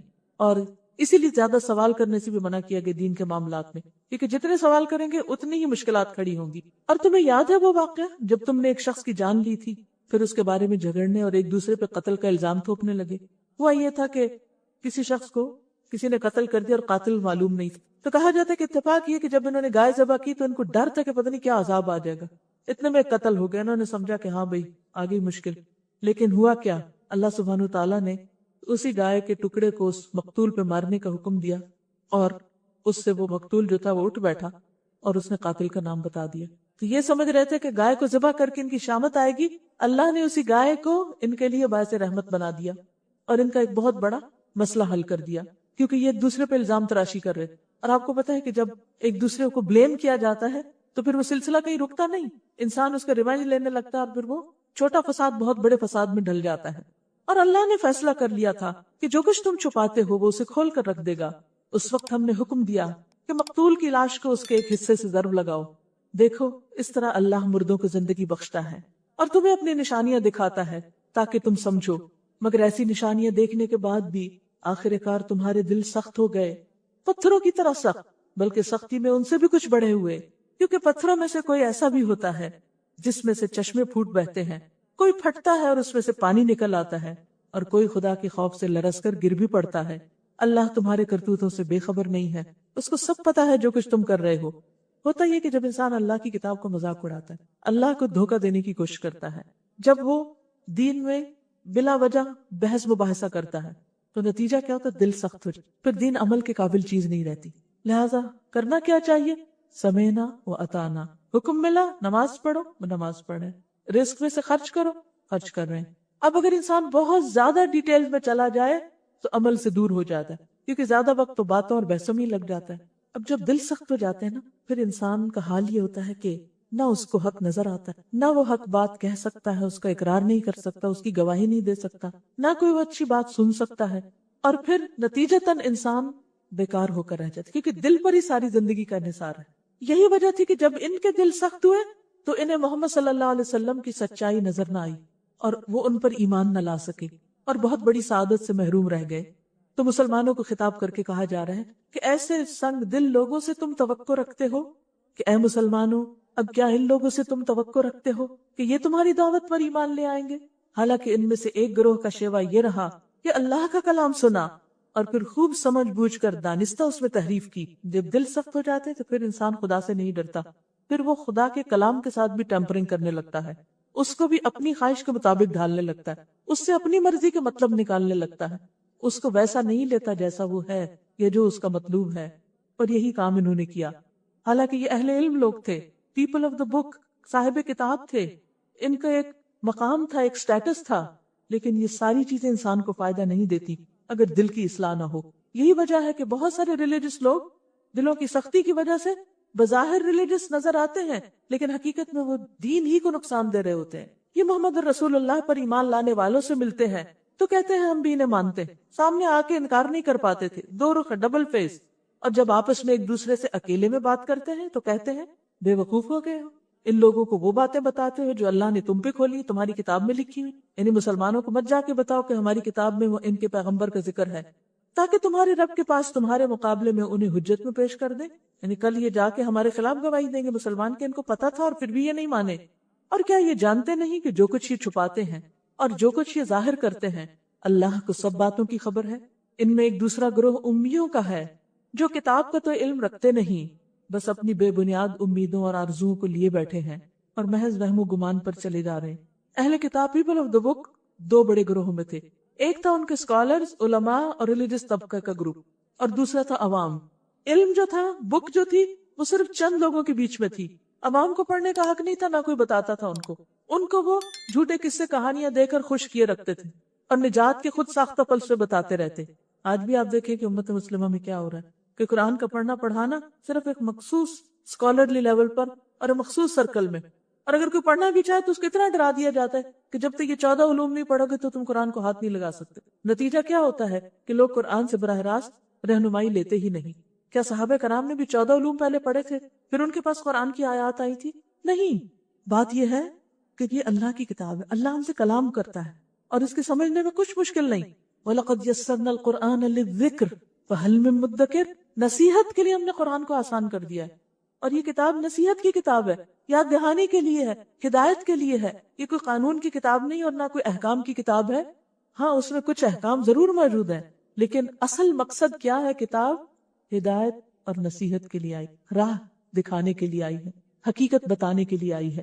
تو بات یہ ہے کہ ان میں سے ایک تو تھے اسکالرز، سخت دل لوگ، ریلیجس سٹیٹس تھا ان کے پاس، عوام کی نظروں میں بہت بلند مقام رکھتے تھے، لیکن اخلاق سے آری، کردار سے آری، ڈبل فیس قسم کے لوگ، دنیا والوں کے سامنے بہت اللہ والے لیکن حقیقت میں تنہائی میں شیطان سے بھی بدترین۔ اور دوسری طرف ان پڑھ جاہل لوگ، کچھ علم نہیں، نہ دنیا کا، نہ دین کا، نہ آخرت کا، اور نہ اپنی عقل سے سوچتے، نہ اپنی آنکھوں سے دیکھتے، نہ ان کے دل روشن. ان کا دین کیا تھا؟ بس جو کسی نے کچھ بتا دیا، جو سنا سنایا، نہ خود کتاب پڑھی، نہ سمجھی، نہ کھولی، نہ دیکھی، اور نہ اس کے مطابق عمل کیا. آج ہم بھی تو اسی حال کو پہنچ گئے ہیں. ایک طبقہ ہے جو رول کرتا ہے یعنی دین میں، اور دوسرا کیا ہے؟ وہ صرف بلائنڈ فالوورز، صرف بلائنڈ فیتھ رکھ کے، بلائنڈ فالوورز بن کے جو بتا دیا جاتا ہے وہ اس پر چلتے ہیں. نتیجہ کیا ہے کہ دو بالکل واضح گروپ بنے ہوئے ہیں. کرنا کیا چاہیے؟ ان دونوں کو کمبائن کرنا چاہیے اور عوام کی سطح پر کتاب کھولنی چاہیے. یہ کتاب ہدی للناس ہے، سب انسانوں کے لیے ہے. سب کو کھولنی چاہیے، سب کو پڑھنی چاہیے، سب کو دیکھنی چاہیے، تاکہ پتہ چلے کہ ہمارا رب ہم سے چاہتا کیا ہے. وَمِنْهُمْ أُمِّيُّونَ لَا يَعْلَمُونَ الْكِتَابَ، ان میں سے کچھ امی ہیں، ان پڑھ ہیں، کتاب کا کوئی علم نہیں رکھتے. الا امانی، مگر آرزویں ہیں، تمنائیں ہیں کہ مختلف کام کر کے جنت پہ پہنچ جائیں گے. وَإِنْهُمْ إِلَّا يَظُنُّونَ، اور یہ سب ان کی خوش فہمیاں ہیں، خام خیالیاں ہیں. فَوَيْلٌ لِّلَّذِينَ يَكْتُبُونَ الْكِتَابَ بِأَيْدِيهِمْ، ہلاکت اور تباہی ہے ان لوگوں کے لیے جو اپنے ہاتھوں سے کتاب لکھتے ہیں. ان کے علماء میں سے ایک گروہ یہ تھا کہ جو خود باتیں لکھ کر اس کو اللہ کا کلام بتاتا. ثم یقولون ھذا من عند اللہ، پھر لوگوں سے کہتے کہ یہ اللہ کے پاس سے آیا ہوا ہے تاکہ اس کے معاوضے میں تھوڑا سا فائدہ حاصل کر لیں. یعنی اپنی مرضی کی باتیں لکھ کر اسے خدا کا کلام بتاتے. اور کیسی باتیں لکھتے؟ جس میں اس طبقے کا اپنا فائدہ تھا. حقیقت یہی ہے کہ جب انسان کوئی قانون بناتے ہیں تو وہ اپنے مفاد کو دیکھتے ہیں کہ انہیں کیا سوٹ کرتا ہے، ان کا فائدہ کس میں ہے. لہٰذا یہ بھی دین میں نئی نئی رنگا رنگ باتیں اپنی طرف سے بناتے، گھڑتے اور اللہ کے نام سے پیش کرتے. اللہ نے فرمایا ہے، کتاب میں لکھا ہے، حالانکہ ایسا کچھ نہیں ہوتا تھا. عوام بیچارے کتاب انہوں نے دیکھی نہیں، انہیں کیا پتا کتاب میں لکھا ہے یا نہیں. وہ تو آنکھیں بند کر کے اپنے بڑوں کے اوپر یقین رکھتے تھے کہ جو یہ بتا دیں گے وہی حق ہے. حالانکہ حق کیا ہے؟ جو اس کتاب میں ہے. ان کے ہاتھوں کا یہ لکھا بھی ان کے لیے تباہی کا سامان ہے، اور ان کی یہ کمائی بھی ان کے لیے موجب ہلاکت ہے. وہ کہتے ہیں کہ دوزخ کی آگ ہمیں ہرگز چھونے والی نہیں، ہم تو جنت ہی میں جائیں گے. آج ہم سب کا بھی یہی خیال ہے نا، جو چاہے کریں، جنت ہمارے لیے بنی ہے. اللہ یہ کہ چند روز کی سزا مل جائے تو مل جائے، پھر نکل ہی آئیں گے نا. کیا ہوا؟ ان سے پوچھو، کیا تم نے اللہ سے کوئی عہد لے لیا ہے جس کی خلاف ورزی وہ نہیں کر سکتا؟ یا بات یہ ہے کہ تم اللہ کے ذمے ڈال کر ایسی باتیں کہہ دیتے ہو جن کے متعلق تمہیں علم نہیں کہ اس نے ان کا ذمہ لیا ہے؟ آخر تمہیں دوزخ کی آگ کیوں نہ چھوئے گی؟ بلا من کسب سیئۃ واحاطت به خطیئته فاولئک اصحاب النار ہم فیہا خالدون. جو بھی بدی کمائے گا، جو بھی برا کام کرے گا اور اپنی خطا کاری کے چکر میں پڑا رہے گا، اس غلطی سے باہر نہیں نکلے گا، اس پر اصرار کیے چلے جائے گا، وہ دوزخی ہے اور دوزخ میں ہمیشہ رہے گا. اور جو لوگ ایمان لائیں گے اور نیک عمل کریں گے وہی جنتی ہیں اور وہ جنت میں ہمیشہ رہیں گے. تو بات یہ ہے کہ اللہ نے دونوں راستے واضح کر دیے ہیں. جنت میں جانے کا کرائٹیریا بھی بتا دیا، ایمان اور اچھے کام. اور دوزخ کی سزا کس وجہ سے ہے وہ بھی بتا دی، اللہ کی نافرمانی اور پھر اس سے باز نہ آنا، اس پر اصرار کرنا، توبہ نہ کرنا. یاد کرو، اسرائیل کی اولاد سے ہم نے پختہ عہد دیا تھا کہ اللہ کے سوا کسی کی عبادت نہ کرنا. یعنی بنی اسرائیل کو بھی یہی دین ملا تھا جو ہمیں ملا ہے. کیا تھا؟ اللہ کے سوا کسی کی عبادت نہیں، ماں باپ کے ساتھ، رشتہ داروں کے ساتھ، یتیموں اور مسکینوں کے ساتھ نیک سلوک کرنا. اللہ کی عبادت کے فوراً بعد بندوں کے حقوق کہ ان سے اچھا سلوک کرنا، لوگوں سے بھلی بات کہنا، وقولوا للناس حسنا، لوگوں سے اچھی طرح کلام کرنا. یہ تھی دین کی بنیادی باتیں، اور آج بھی ان باتوں پر عمل کرنے کی ضرورت ہے. یہ صرف بنی اسرائیل کے لیے نہیں تھی، ہمارے لیے بھی ہیں. ایک طرف اللہ کی اطاعت اور دوسری طرف انسانی رشتوں کی قدردانی، جس میں سب سے پہلے ماں باپ، پھر رشتہ دار، یتیم، مسکین، ان سب کے ساتھ اچھا سلوک. کیونکہ بعض اوقات انسان ماں باپ کی عزت کرتا ہے تو رشتہ داروں کو بھول جاتا ہے. بعض لوگ رشتہ داروں میں خوب خوش رہتے ہیں، ان کا تو خیال رکھتے ہیں، لیکن اس سے باہر کوئی بھوکا ہے، پیاسا ہے، مصیبت میں ہے، اس کی ان کو پرواہ نہیں. لیکن دین ایک بڑی پکچر ہمارے سامنے لاتا ہے، ہمارے ذہن میں وسعت ڈالتا ہے کہ ہم صرف اپنے لیے نہیں سوچیں، صرف اپنے گھر والوں کے لیے نہیں، تمام انسانوں کے لیے سوچیں، اور خاص طور پر جو محروم لوگ ہیں، یتیم اور مسکین.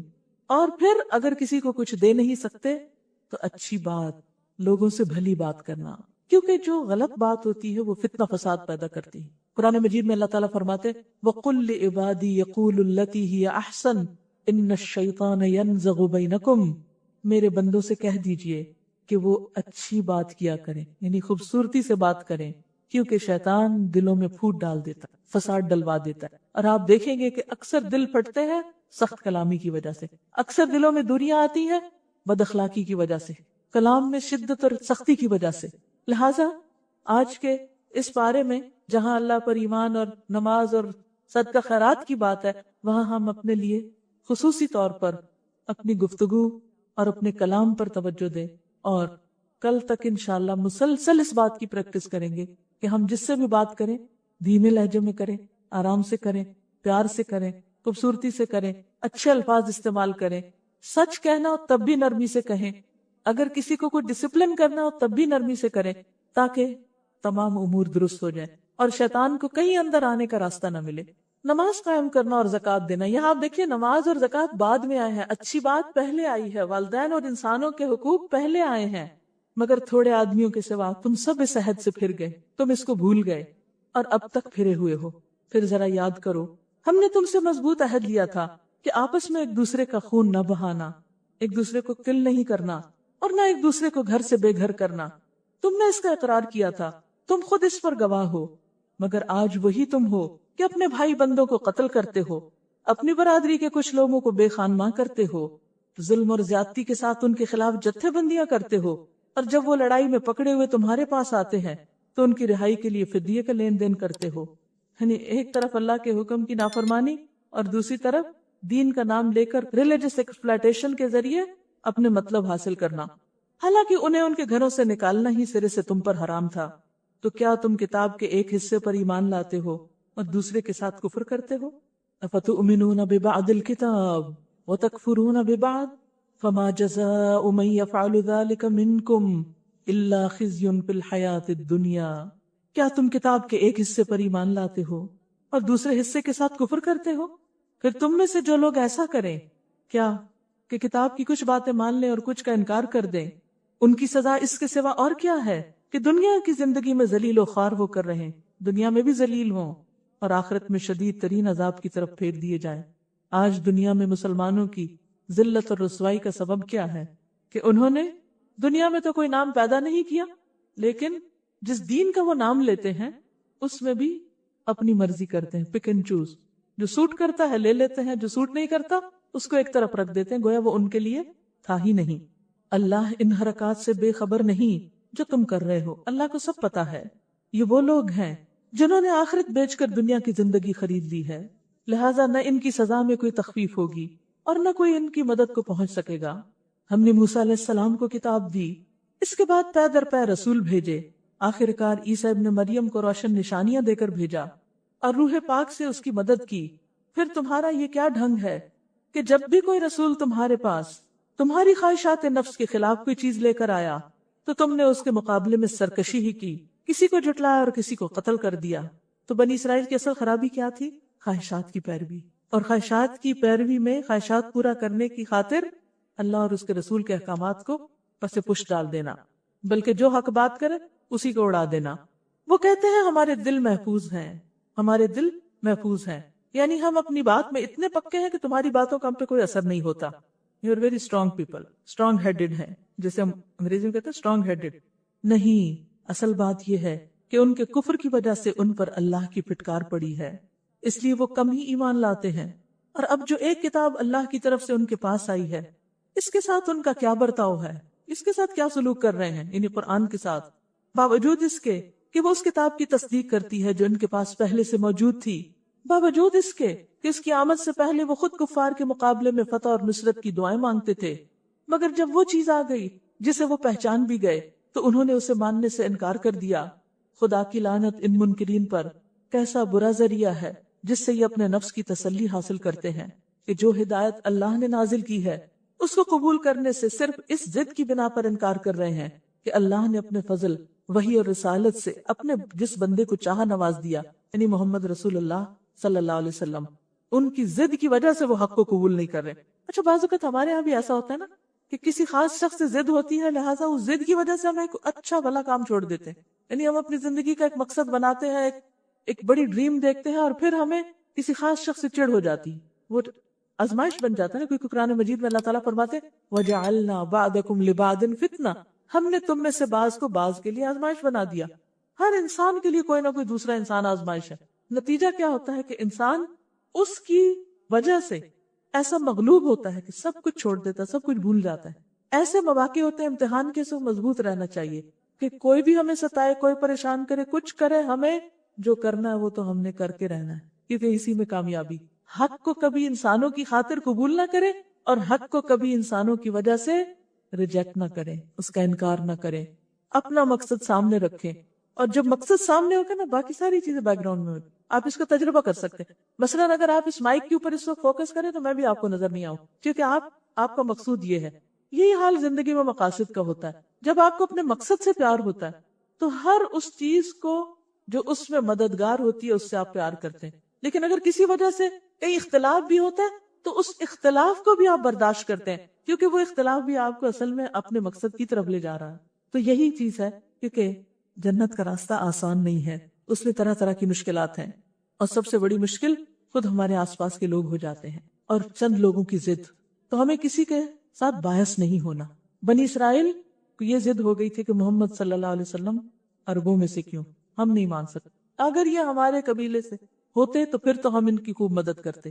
اور یہی چیز ان کے لیے آزمائش بن گئی. فرمایا کہ صرف ضد کی بنا پہ انکار کر رہے ہیں کہ اللہ نے اپنے فضل سے اپنے جس بندے کو خود چاہا نواز دیا، لہٰذا ابھی غضب بالائے غضب کے مستحق ہو گئے ہیں.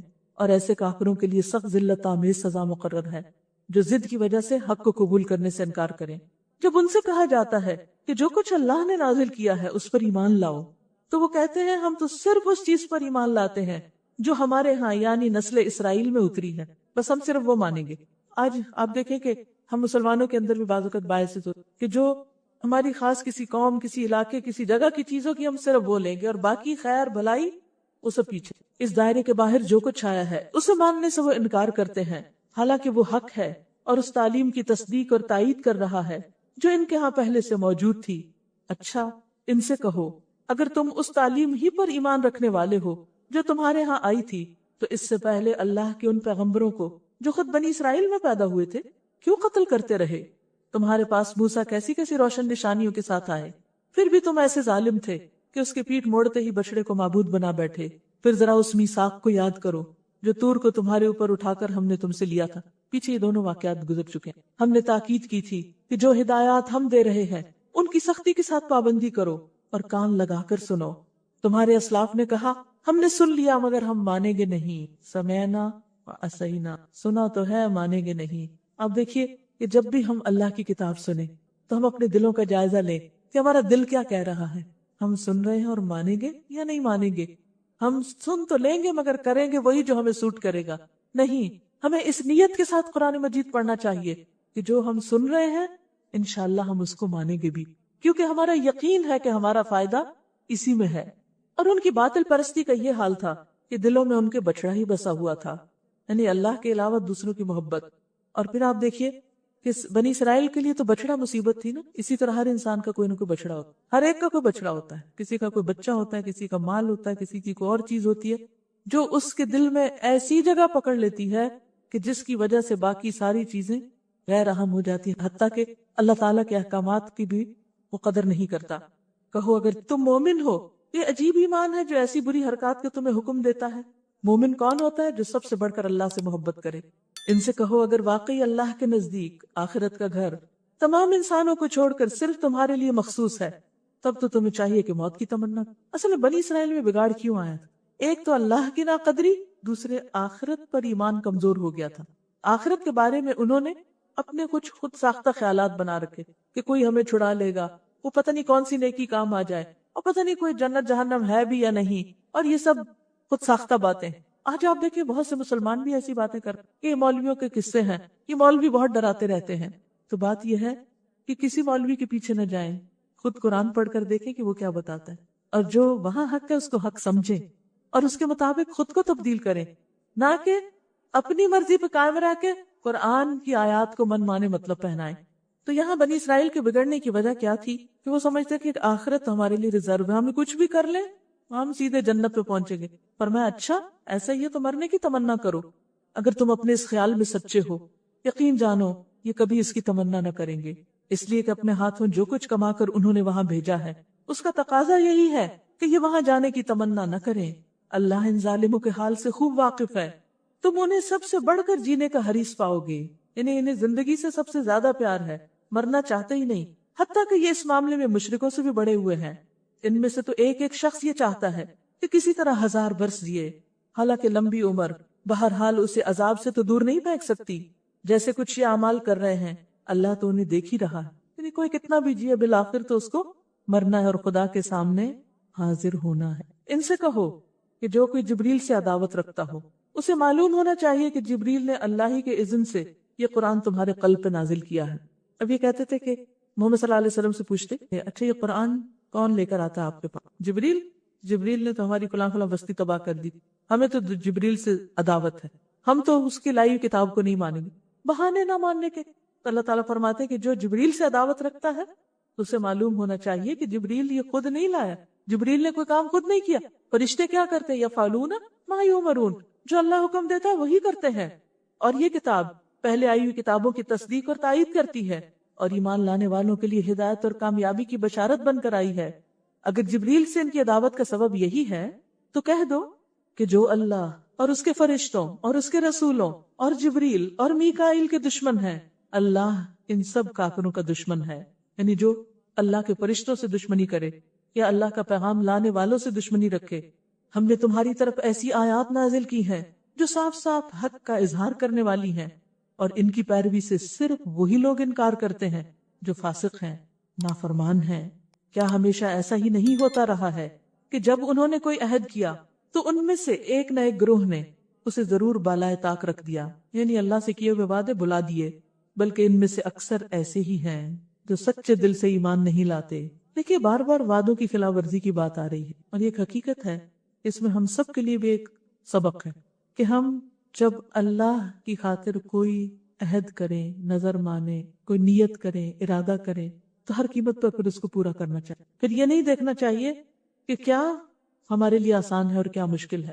اور جب ان کے پاس اللہ کی طرف سے کوئی رسول اس کتاب کی تصدیق اور تائید کرتا ہوا آیا جو ان کے ہاں پہلے سے موجود تھی، تو ان اہل کتاب میں سے ایک گروہ نے اللہ کی کتاب کو اس طرح پسے پوش ڈالا گویا کہ وہ کچھ جانتے ہی نہیں، اور لگے ان چیزوں کی پیروی کرنے جو شیاطین سلیمان علیہ السلام کی سلطنت کا نام لے کر پیش کرتے تھے۔ حالانکہ سلیمان علیہ السلام نے کبھی کفر نہیں کیا، لیکن شیاطین وہ کفر کے مرتکب تھے جو لوگوں کو جادوگری کی تعلیم دیتے تھے۔ ہوتا یہ کہ جب کسی قوم کے اوپر دینی اور اخلاقی زوال آتا ہے تو پھر وہ قوم کیا کرتی ہے؟ اللہ کی کتاب کو بھول کر خرافات کے پیچھے لگ جاتی، پھر وہ اللہ کی طرف رجوع نہیں کرتے، اللہ سے دعا نہیں مانگتے، اپنی مشکلات کے حل کے لیے جادو، ٹونے، ٹوٹکے اور اس طرح کی چیزوں کے پیچھے پڑ جاتے ہیں۔ تو بنی اسرائیل کا بھی یہی حال ہوا کہ انہوں نے اللہ کی کتاب کو تو پشت پیچھے ڈالا، اور ساری دلچسپیاں کس میں ہو گئی؟ جادو منتر میں۔ وہ پیچھے پڑے اس چیز کے جو بابل میں 2 فرشتوں ہاروت اور ماروت پر نازل کی گئی تھی۔ حالانکہ وہ فرشتے جب بھی کسی کو اس کی تعلیم دیتے تھے تو پہلے صاف طور پر متنبہ کرتے، آگاہ کرتے کہ دیکھو ہم محض آزمائش ہیں، تم کفر میں مبتلا نہ ہو۔ اس سے پتہ چلتا ہے کہ جادو کیا ہے؟ کفر ہے۔ پھر بھی یہ لوگ ان سے وہ چیز سیکھتے، یعنی فرشتے کہتے ہم نہیں سکھائیں گے، یہ کفر ہے، لیکن پھر بھی وہ اس چیز کو سیکھتے جس سے شوہر اور بیوی میں جدائی ڈال دے۔ یہ ہے شیطانی کام، ابلیس کا بھی یہی کام ہے۔ اور جادو سیکھنے کے پیچھے بھی سب سے بڑا مقصد عام طور پر یہی کہ گھر کی بنیادیں ہل جائیں۔ شوہر اور بیوی کا رفق اور ان کے اختلافات اور ان کے درمیان جدائی یہ گھر کی بنیادوں کو کمزور کر دیتا ہے، اور جب کوئی ایک یونٹ ٹوٹتا ہے تو اس کا ریپل ایفیکٹ ہوتا ہے، اس سے صرف وہ گھر نہیں ٹوٹتا بلکہ اس کے بعد بچے متاثر ہوتے ہیں، پھر ان بچوں کی آگے زندگیاں متاثر ہوتی، پھر ان کے بچے متاثر ہوتے، وہ اثر نسلوں تک جاتا ہے۔ تو یہاں پر بنی اسرائیل کے جادو سیکھنے کی غرض کیا تھی؟ شوہر بیوی کی جدائی۔ اور بعض روایات میں یہ آتا ہے کہ وہ اس لیے آپس میں ایک دوسرے کو الگ کرتے تھے تاکہ مثلا اگر کسی کی بیوی پر نظر ہے تو اس کو اس کے میاں سے کاٹ کر اس سے نکاح کر سکتے۔ تو اس قسم کا فتنہ فساد ان کی سوسائٹی میں عام تھا، جس کی وجہ سے وہ بگاڑ ہی بگاڑ ان کے اندر آ گیا۔ اب دیکھیں کہ گھر ہی وہ جگہ ہے نا جہاں بچوں کی تربیت ہوتی، ان کو اخلاق، ادب اور تمیز سکھائی جاتی، لیکن جہاں ماں باپ آپس میں لڑتے رہیں جھگڑتے رہیں، وہ کیسے رول ماڈل ہوتے ہیں بچوں کے لیے؟ آپ ان کو 10 کتابیں پڑھا دیں، آپ ان کو بہترین اسکول میں ڈال دیں، لیکن جب وہ گھر لوٹیں گے اور دیکھیں گے کہ ماں باپ تو میں کر رہے ہیں اور ایک دوسرے سے بولتے نہیں اور ایک دوسرے سے جھگڑتے ہیں، تو کبھی ہو نہیں سکتا کہ پھر وہ کوئی اچھا اخلاق اور تمیز سیکھے، کیونکہ بچے جو کچھ دیکھ کر سیکھتے ہیں وہ کتابوں سے پڑھ کے نہیں سیکھتے۔ اس لیے بے حد ضروری ہے کہ یہ قرآن کا اخلاق ہمارے عمل میں نظر آئے، اور جادو سے چھٹکارا اور ان فسادات سے چھٹکارا بھی صرف اس وقت ہو سکتا ہے جب ایمان مضبوط ہو اور انسان قرآن کی قوت سے ان سب چیزوں کو دفع کر دے۔ ظاہر تھا کہ اذن الہی کے بغیر وہ اس ذریعے سے کسی کو بھی ضرر نہیں پہنچا سکتے تھے، مگر اس کے باوجود وہ ایسی چیزیں سیکھتے جو خود ان کے لیے نفع بخش نہیں بلکہ نقصان دہ تھی، کیونکہ جادو سے دنیا اور آخرت دونوں کا نقصان ہے۔ آپ کسی کا گھر توڑیں گے تو آپ کا کیسے سلامت رہے گا؟ آپ کسی کو نقصان پہنچائیں گے تو آپ کیسے فائدہ اٹھا سکیں گے؟ اور انہیں خوب معلوم تھا کہ جو اس چیز کا خریدار بنا اس کے لیے آخرت میں کوئی حصہ نہیں۔ کتنی بری متاع تھی جس کے بدلے انہوں نے اپنی جانوں کو بیچ ڈالا۔ کاش انہیں معلوم ہوتا، اگر وہ ایمان اور تقوی اختیار کرتے تو اللہ کے ہاں اس کا جو بدلہ ملتا وہ ان کے لیے زیادہ بہتر تھا۔ پھر تقوی کی بات ہے، وَلَوْ أَنَّهُمْ آمَنُوا وَاتَّقَوْا لَمَثُوبَةٌ مِّنْ عِندِ اللَّهِ خَيْرٌ لَوْ كَانُوا يَعْلَمُونَ، کہ اگر ان کو ایمان اور تقوی نصیب ہوتا، اگر انہیں پتا ہو کہ یہ کتنی بہترین چیزیں ہیں، تو وہ باقی چیزوں کو چھوڑ کر اس کے پیچھے لگتے۔ یا ایھا الذین آمنوا لا تقولوا راعنا وقولوا انظرنا واسمعوا، اے لوگو جو ایمان لائے ہو، راعنا نہ کہا کرو بلکہ انظرنا کہو اور توجہ سے بات کو سنو۔ صحابہ کرام کو آداب مجلس سکھائے جا رہے ہیں۔ ہوتا یہ تھا کہ بنی اسرائیل کے کچھ لوگ نبی صلی اللہ علیہ وسلم کی مجلس میں آتے اور وہ آپ کا باہر مذاق بھی اڑاتے۔ صحابہ کرام جب کہتے رائنا، آپ ہماری طرف توجہ کیجیے، ہماری رعایت کیجیے، بات دہرا دیجیے، ہمیں سمجھ نہیں آئی، تو یہ لوگ بھی اسی طرح کی بولی بولتے، لیکن رائے نہ کہنے کے بجائے رائی نہ کہتے۔ رائی کہتے چرواہے کو، کہ ہمارا شیپرڈ، ہمارا چرواہا، اور ایک طرح سے مذاق اڑاتے تھے۔ اللہ سبحانہ تعالیٰ نے ان کو تو کچھ نہیں کہا، لیکن اپنوں کی تربیت کر دی اور کہا کہ تم یہ لفظ بدل دو۔ تو اس سے یہ پتہ چلتا ہے کہ ہمیں ایسے لفظ استعمال نہیں کرنے چاہیے کہ جو ذو معنی قسم کے ہو یا جن سے کوئی غلط مطلب نکلتا ہو اور جس سے کوئی فساد پھیلتا ہو۔ اور دوسری طرف یہ بتا دیا گیا کہ دین کی مجلسوں میں بات توجہ سے سنو۔ اور یہ کافر تو عذاب علیم کے مستحق ہیں، یہ لوگ جنہوں نے دعوت حق کو قبول کرنے سے انکار کر دیا، خواہ اہل کتاب میں سے ہوں یا مشرک ہوں، ہرگز یہ پسند نہیں کرتے کہ تمہارے رب کی طرف سے تم پر کوئی بھلائی نازل ہو، مگر اللہ جس کو چاہتا ہے اپنی رحمت کے لیے چن لیتا ہے اور وہ بڑا فضل فرمانے والا ہے۔ ہم اپنی جس آیت کو منسوخ کر دیتے ہیں یا بھلا دیتے ہیں اس کی جگہ اس سے بہتر لے آتے ہیں، یا کم از کم ویسی ہی۔ کیا تم نہیں جانتے کہ اللہ ہر چیز پر قدرت رکھتا ہے؟ قرآن پاک میں بعض آیتیں پہلے اتری، پھر نبی صلی اللہ علیہ وسلم کے زمانے میں ہی ان کو ایبروگیٹ کر دیا گیا، منسوخ کر دیا گیا، اور ان کی جگہ اور آیتیں آ گئی، یا پھر یہ ہے کہ آیتیں موجود رہی لیکن حکم تبدیل کر دیا گیا۔ کیا تم نہیں جانتے ہو کہ اللہ ہر چیز پر قدرت رکھتا ہے؟ ان کا اصل میں اعتراض تھا کہ ایسا کیوں ہوتا ہے، ایک ہی چیز کیوں نہیں؟ تو بات یہ کہ قرآن انسان کی نفسیات اور انسان کی ضروریات کے ساتھ ڈیل کرتا ہے، اور حسب ضرورت احکامات میں تبدیلی ضروری تھی، ناگزیر تھی، اور اللہ تعالیٰ ہر چیز پہ قدرت رکھتا ہے۔ وہ چاہتا تو پہلے ہی سب کچھ اتار دیتا، اور اس نے چاہا تو بندوں کی ضرورت کے مطابق اتارا۔ کیا تمہیں خبر نہیں کہ زمین اور آسمانوں کی فرما روائی اللہ ہی کے لیے ہے، اور اس کے سوا تمہاری کوئی خبر گیری کرنے والا اور تمہاری مدد کرنے والا نہیں؟ پھر کیا تم اپنے رسول سے اس قسم کے سوالات اور مطالبات کرنا چاہتے ہو جیسے اس سے پہلے موسیٰ علیہ السلام سے کیے جا چکے؟ حالانکہ جس شخص نے ایمان کی روش کو کفر سے بدل لیا وہ راہ راست سے بھٹک گیا۔ اہل کتاب میں سے اکثر لوگ یہ چاہتے ہیں کہ کسی طرح تمہارے ایمان سے پھیر کر تمہیں پھر کفر کی طرف پلٹا لے جائیں۔ خود نہیں مانتے تو تمہیں بھی نہیں چاہتے کہ تم بھی مانو، اگرچہ حق ان پر ظاہر ہو چکا ہے، مگر اپنے نفس کے حسد کی بنا پر تمہارے لیے ان کی خواہش یہ ہے۔ اس کے جواب میں تم عقب و درگزر سے کام لو، یعنی وہ تمہارے خلاف جو بھی سازشیں کر رہے ہیں تم کیا کرو، تمہارا اخلاق اور تمہارا رویہ کیا ہونا چاہیے؟ معاف کرنا، درگزر کرنا۔ یہ بہت سنہری اصول بتایا گیا۔ عام طور پر ہم لوگوں کو شکایت ہوتی ہے کہ فلاں مجھے پسند نہیں کرتا، فلاں میرے خلاف ہے، فلاں مجھے نقصان پہنچا رہا ہے، فلاں بدنیت ہے، وہ مجھے نظر لگا دیتا ہے، فلاں میرے ساتھ ایسا رویہ کرتا ہے۔ ہر وقت ہمیں یہ ہوتا ہے احساس کہ لوگ ہمارے ساتھ اچھے نہیں ہیں، اور اس کا حل ہم کیا چاہتے ہیں کہ وہ کسی طرح اچھے ہو جائیں پھر ہم ذرا اچھے ہو جائیں۔ ایسے تھوڑی ہوگا، آپ اپنے آپ کو نہیں بدل سکتے، ان کو کیسے بدل سکتے ہو؟ تو اس کا حل کیا ہے، اس کا رویہ کیا ہے، طریقہ کیا ہے کہ تم کیا کرو؟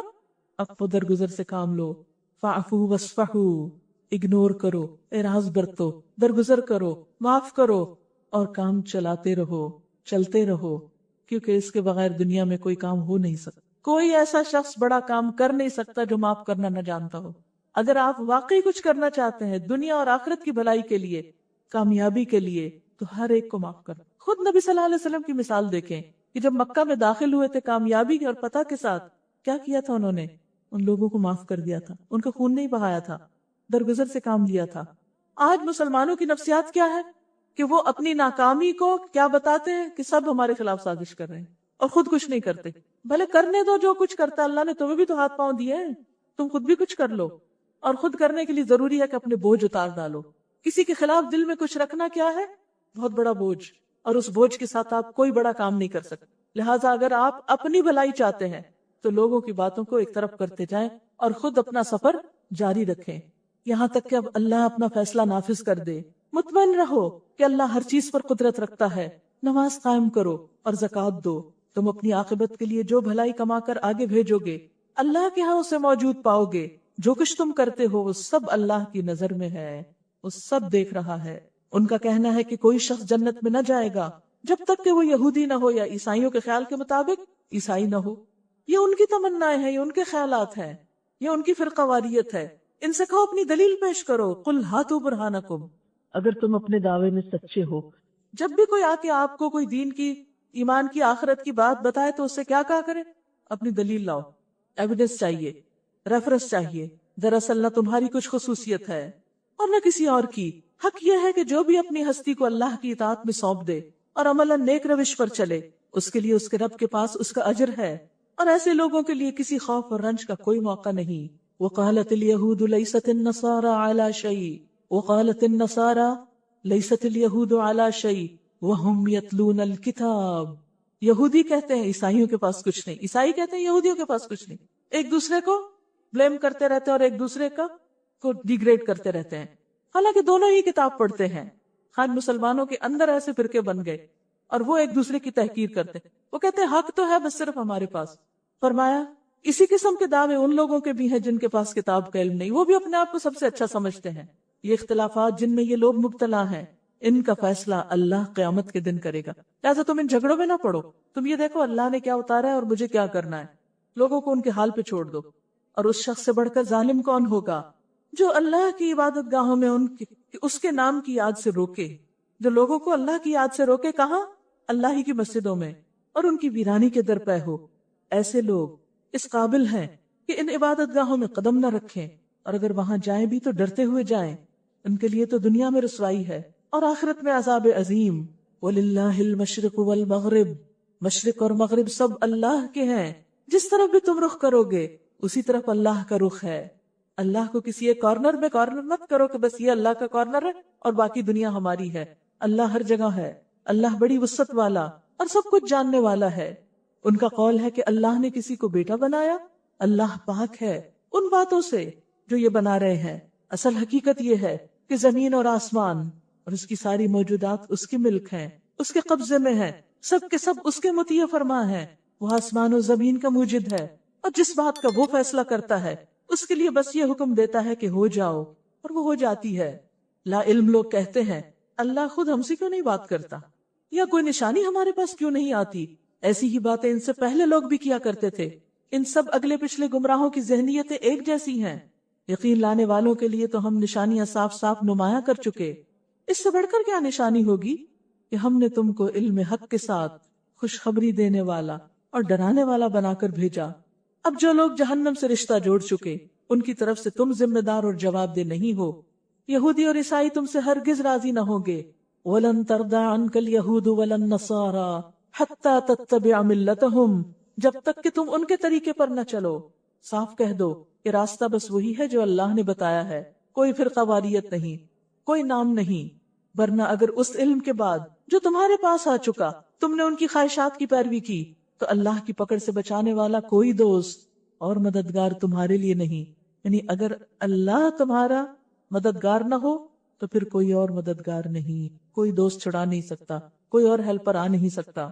الذین آتیناہم الکتاب یتلونہ حق تلاوتہ اولئک یؤمنون بہ ومن یکفر بہ فَأُولَئِكَ هُمُ الْخَاسِرُونَ۔ جن لوگوں کو ہم نے کتاب دی، آپ کو بھی ملی ہے کوئی کتاب، وہ اسے اس طرح پڑھتے ہیں جیسا پڑھنے کا حق ہے، جیسے پڑھنی چاہیے۔ کیسے پڑھنی چاہیے؟ صحیح طور پر، اور پھر سمجھ کر۔ وہ اس پر سچے دل سے ایمان لاتے ہیں۔ دیکھیے، ایک ایمان وہ ہے جو کتاب پڑھنے سے پہلے ہم کتاب پر لاتے ہیں، اور ایک ایمان وہ ہے جو کتاب پڑھنے کے بعد اس پر لاتے ہیں۔ تو اصل ایمان کون سا ہے؟ حقیقی ایمان کون سا ہے جو اس کو پڑھ کر اس پہ لایا جاتا ہے؟ اور وہ کیا ہے کہ جو کچھ یہ کہتی ہے وہ سچ ہے، اور جو اس کے ساتھ کفر کا رویہ اختیار کریں وہی خاسرون ہے۔ پیچھے بھی خاسرون کی بات ہوئی نا، ہم نے مفلحون اور خاسرون، کامیاب ہونے والے، سکسیسفل اور لوزرز، دونوں کے درمیان فرق کرنا ہے، اور ان چیزوں سے بچنا ہے جو خاسرون کی ہے، اور وہ کرنا ہے جو مفلحون کی ہے۔ اے بنی اسرائیل، یاد کرو میری وہ نعمت جس سے میں نے تمہیں نوازا تھا، اور یہ کہ میں نے تمہیں دنیا کی تمام قوموں پر فضیلت دی تھی، اور ڈرو اس دن سے جب کوئی کسی کے ذرا کام نہ آئے گا۔ کیا یہ ان کے لیے، کسی اور کے لیے بھی؟ بنی اسرائیل اپنے دور کے مسلمان تھے جیسے آج ہم مسلمان ہیں، ان کو کہا جا رہا ہے کہ اس دن سے ڈرو جب کوئی کام نہ آئے گا۔ تو ہمارے لیے کیا ہے کہ اور لوگ ہمیں بچا لیں گے؟ نہیں، نہ کسی سے فدیہ قبول کیا جائے گا، نہ کوئی سفارش کسی کو فائدہ دے گی، نہ مجرموں کو کہیں سے کوئی مدد ملے گی۔ ہر انسان کو اپنے رب کے سامنے جواب دہی کرنی ہوگی اور ذمہ داری ادا کرنی ہوگی۔ ایک طرف بنی اسرائیل کی مثال، دوسری طرف ابراہیم علیہ السلام، کانا امتن، یہ پوری امت کا کام کر کے۔ پوری بنی اسرائیل وہ نہ کر سکی جو ابراہیم علیہ السلام نے کیا تھا۔ اصل چیز کیا ہے؟ اخلاص۔ جب اخلاص ہوتا ہے تو ایک شخص بھی بہت کچھ کر جاتا ہے، اور جب اخلاص نہیں ہوتا تو بہت بڑا کراؤڈ بھی کچھ نہیں کر پاتا۔ ابراہیم علیہ السلام کا اخلاص کیسے ٹیسٹ ہوا تھا؟ قربانیوں کے ساتھ۔ وَإِذِ ابْتَلَىٰ إِبْرَاهِيمَ رَبُّهُ بِكَلِمَاتٍ فَأَتَمَّهُنَّ۔ یاد کرو جب ابراہیم علیہ السلام کو اس کے رب نے چند باتوں میں آزمایا، آزمائش کی تھی، امتحان ہوا تھا، وہ ان سب میں پورے اتر گئے، سارے امتحان پاس کر لیے، سارے ٹیسٹ کلیئر کر لیے۔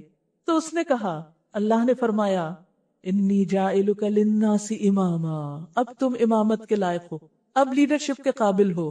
جو ٹیسٹ پاس نہ کر سکے وہ امام نہیں بن سکتا، وہ چنا نہیں جاتا۔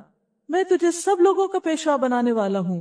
ابراہیم علیہ السلام نے عرض کیا، اور کیا میری اولاد سے بھی یہی وعدہ ہے؟ مجھے امامت مل گئی تو کیا ان کے لیے بھی ہے؟ اس نے جواب دیا، میرا وعدہ ظالموں سے متعلق نہیں، امامت نسل میں منتقل نہیں ہوتی۔ کیونکہ بنی اسرائیل کیا سمجھتے تھے؟ جو کہ ابراہیم علیہ السلام کے اولاد ہے، موسیٰ علیہ السلام کی امت ہے، لہذا ہم چنے ہوئے لوگ ہیں۔ وہ اپنی بڑائی نسلی بڑائی سمجھتے تھے، اور اس کے لیے کسی بھی امتحان سے گزرنا نہیں چاہتے تھے۔ ایک کے بعد ایک امتحان میں فیل ہو رہے تھے۔ آپ دیکھیں نا، پچھلی جہاں جہاں آزمائش آئی، سب کے دن کی آزمائش پیچھے آپ پڑ چکے ہیں، باقی واقعات بھی ہر جگہ فیل ہوئے، ہر جگہ ناکام ہوئے۔ اس کے برعکس ابراہیم علیہ السلام ہر ٹیسٹ میں کامیاب ہو گئے۔ بنی اسرائیل سے امامت چھین لی گئی، ابراہیم علیہ السلام کو امام بنایا گیا تھا۔ انی جاعلک للناس اماما۔ اور یہی وجہ ہے کہ آج سب لوگ ابراہیم علیہ السلام کو مانتے ہیں، مسلمان ہو، جیوز ہو، کرسچنز ہو، سب کے سب، مشرکین حتیٰ کے۔ اور یہ سب اتنا بڑا مقام کیسے ملا؟ قربانیوں کی وجہ سے۔ ان کی آزمائشیں کیا تھی؟ آگے قرآن مجید میں آتی جائیں گی۔ اور یہ کہ ہم نے اس گھر کعبے کو لوگوں کے لیے مرکز اور امن کی جگہ بنا دیا۔ انسان کو عبادت کے لیے، کام کے لیے ایک مرکز چاہیے ہوتا ہے۔ اللہ نے ابراہیم علیہ السلام کو امامت کے ساتھ جگہ بھی دی، اور لوگوں کو حکم دیا کہ ابراہیم جہاں عبادت کے لیے کھڑا ہوتا ہے، اس مقام کو مستقل جائے نماز بنا لو۔ ابراہیم کے قدموں کے نشان بھی معزز قرار پائے، اور لوگوں کے لیے مرکز اور سجدے کی جگہ، کہ تمہارا بھی مصلی یہی ہے۔ اور ابراہیم اور اسماعیل کو تاکید کی تھی کہ میرے اس گھر کو طواف اور اعتکاف اور رکوع اور سجدہ کرنے والوں کے لیے پاک رکھو۔ تو گویا اللہ کے گھروں کو پاک صاف رکھنا ہماری ذمہ داری ہے۔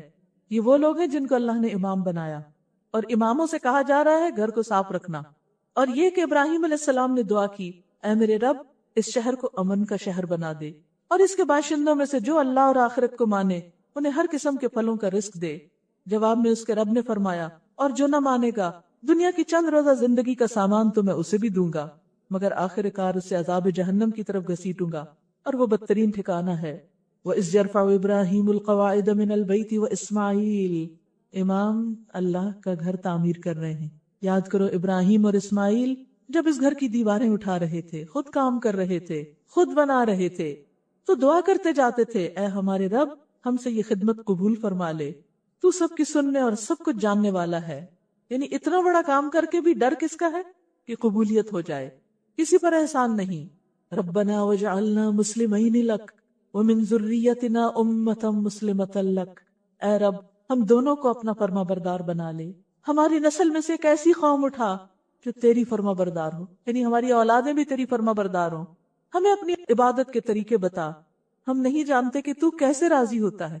دیکھیے کہ اتنا بڑا مقام مل گیا، اب کتنی ہمبلنس ہے کہ ہمیں تو طریقے سکھا کہ ہمیں کیا کرنا ہے. ہماری کوتاہیوں سے درگزر فرما، کوئی فخر نہیں، کوئی تکبر نہیں، کوئی غرور نہیں، وہاں بھی اپنی غلطیاں یاد ہیں.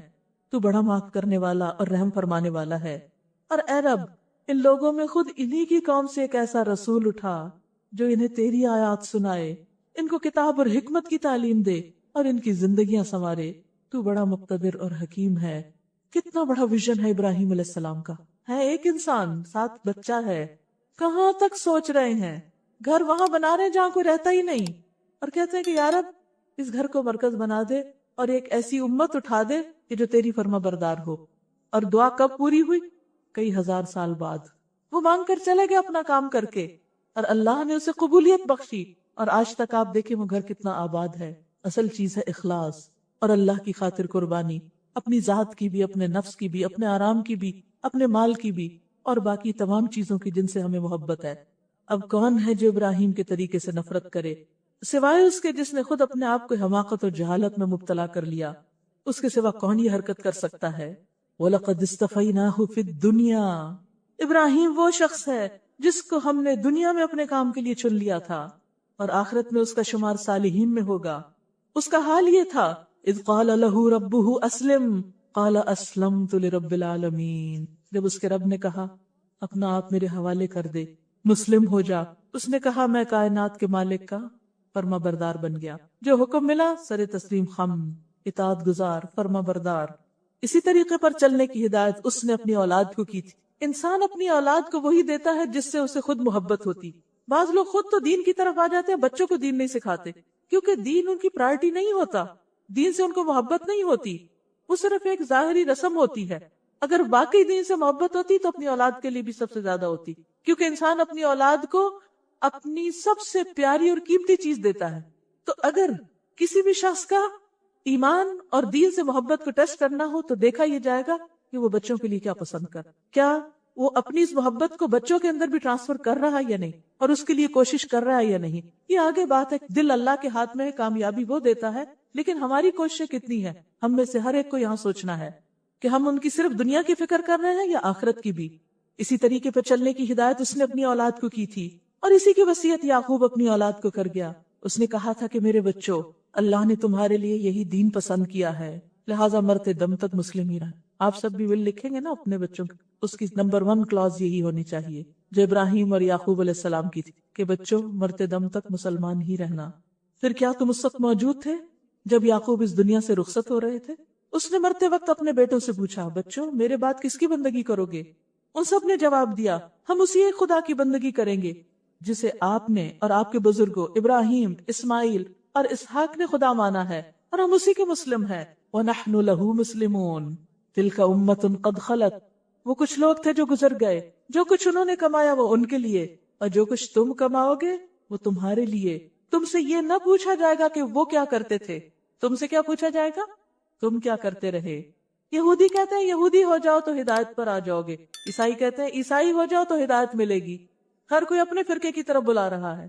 قل بل ملت ابراہیم حنیفا، نہیں، سب کو چھوڑ کے ابراہیم کا طریقہ، اور ابراہیم مشرکوں میں سے نہ تھا، یعنی مخلص مسلم تھا. قولو، تم سب بھی کہو. کس سے کہا جا رہا ہے؟ کہیے تو آمنا باللہ وما انزل الینا وما انزل الی ابراہیم واسماعیل واسحاق ویعقوب والاسباط وما اوتی موسیٰ وعیسیٰ وما اوتی النبیون من ربهم لا نفرق بین احد منہم ونحن له مسلمون. مسلمانوں کہو ہم اللہ پر ایمان لائے اور اس ہدایت پر جو ہماری طرف نازل ہوئی اور جو ابراہیم، اسماعیل، اسحاق، یعقوب اور اولاد یعقوب کی طرف نازل ہوئی، اور جو موسیٰ اور عیسیٰ علیہ السلام اور دوسرے تمام پیغمبروں کو ان کے رب کی طرف سے دی گئی. ہم ان کے درمیان کوئی تفریق نہیں کرتے اور ہم اللہ کے مسلم ہیں، ہم مسلمان ہیں، ہم مسلمون ہیں، کوئی فرقہ وارانہ نام نہیں. پھر اگر وہ اسی طرح ایمان لائے جس طرح تم ایمان لائے ہو، صحابہ، تو ہدایت پر ہیں، اور ہدایت ہوگی تو کامیابی. اور اگر اس سے منہ پھیرے، کس سے؟ صحابہ کے طریقے سے، تو کھلی بات ہے کہ وہ ہٹ درمی میں پڑ گئے ہیں. لہذا اطمینان رکھو کہ ان کے مقابلے میں اللہ تمہاری حمایت کے لیے کافی ہے. وہ سب کچھ سنتا اور جانتا ہے. کہو اللہ کا رنگ اختیار کرو، صبغت اللہ. ہر جگہ تمہارے اندر تمہاری پہچان کیا ہو؟ تم اللہ کے ماننے والے ہو. اس کے رنگ سے اچھا اور کس کا رنگ ہوگا؟ اور ہم اسی کی بندگی کرنے والے لوگ ہیں. اے نبی صلی اللہ علیہ وسلم، ان سے کہو کیا تم اللہ کے بارے میں ہم سے جھگڑتے ہو، حالانکہ وہی ہمارا رب بھی اور تمہارا رب بھی. ہمارے اعمال ہمارے لیے، تمہارے اعمال تمہارے لیے، اور ہم اللہ ہی کے لیے اپنی بندگی کو خالص کر چکے. یا پھر کیا تمہارا کہنا یہ ہے کہ ابراہیم، اسماعیل، اسحاق، یعقوب اور اولاد یعقوب سب کے سب یہودی تھے یا نصرانی تھے؟ نہیں. کہو تم زیادہ جانتے ہو یا اللہ؟ اس شخص سے بڑا ظالم اور کون ہوگا جس کے ذمہ اللہ کی طرف سے ایک گواہی ہو اور وہ اسے چھپائے. کس گواہی کو چھپاتے تھے وہ؟ محمد صلی اللہ علیہ وسلم کی نبوت کو. تمہاری حرکات سے اللہ غافل نہیں ہے. تلک امت قد خلت لہا ما کسبت ولکم ما کسبتم ولا تسألون عما كانوا يعملون. وہ کچھ لوگ تھے جو گزر چکے، ان کی کمائی ان کے لیے تھی اور تمہاری کمائی تمہارے لیے. تم سے ان کے اعمال کے متعلق سوال نہیں ہوگا، ہم سے سوال ہوگا ہم کیا کرتے رہے. لہذا فکر کرنی چاہیے ہم سب کو اپنے عمل سے متعلق. اللہ تعالی ہمیں عمل کی توفیق عطا فرمائے.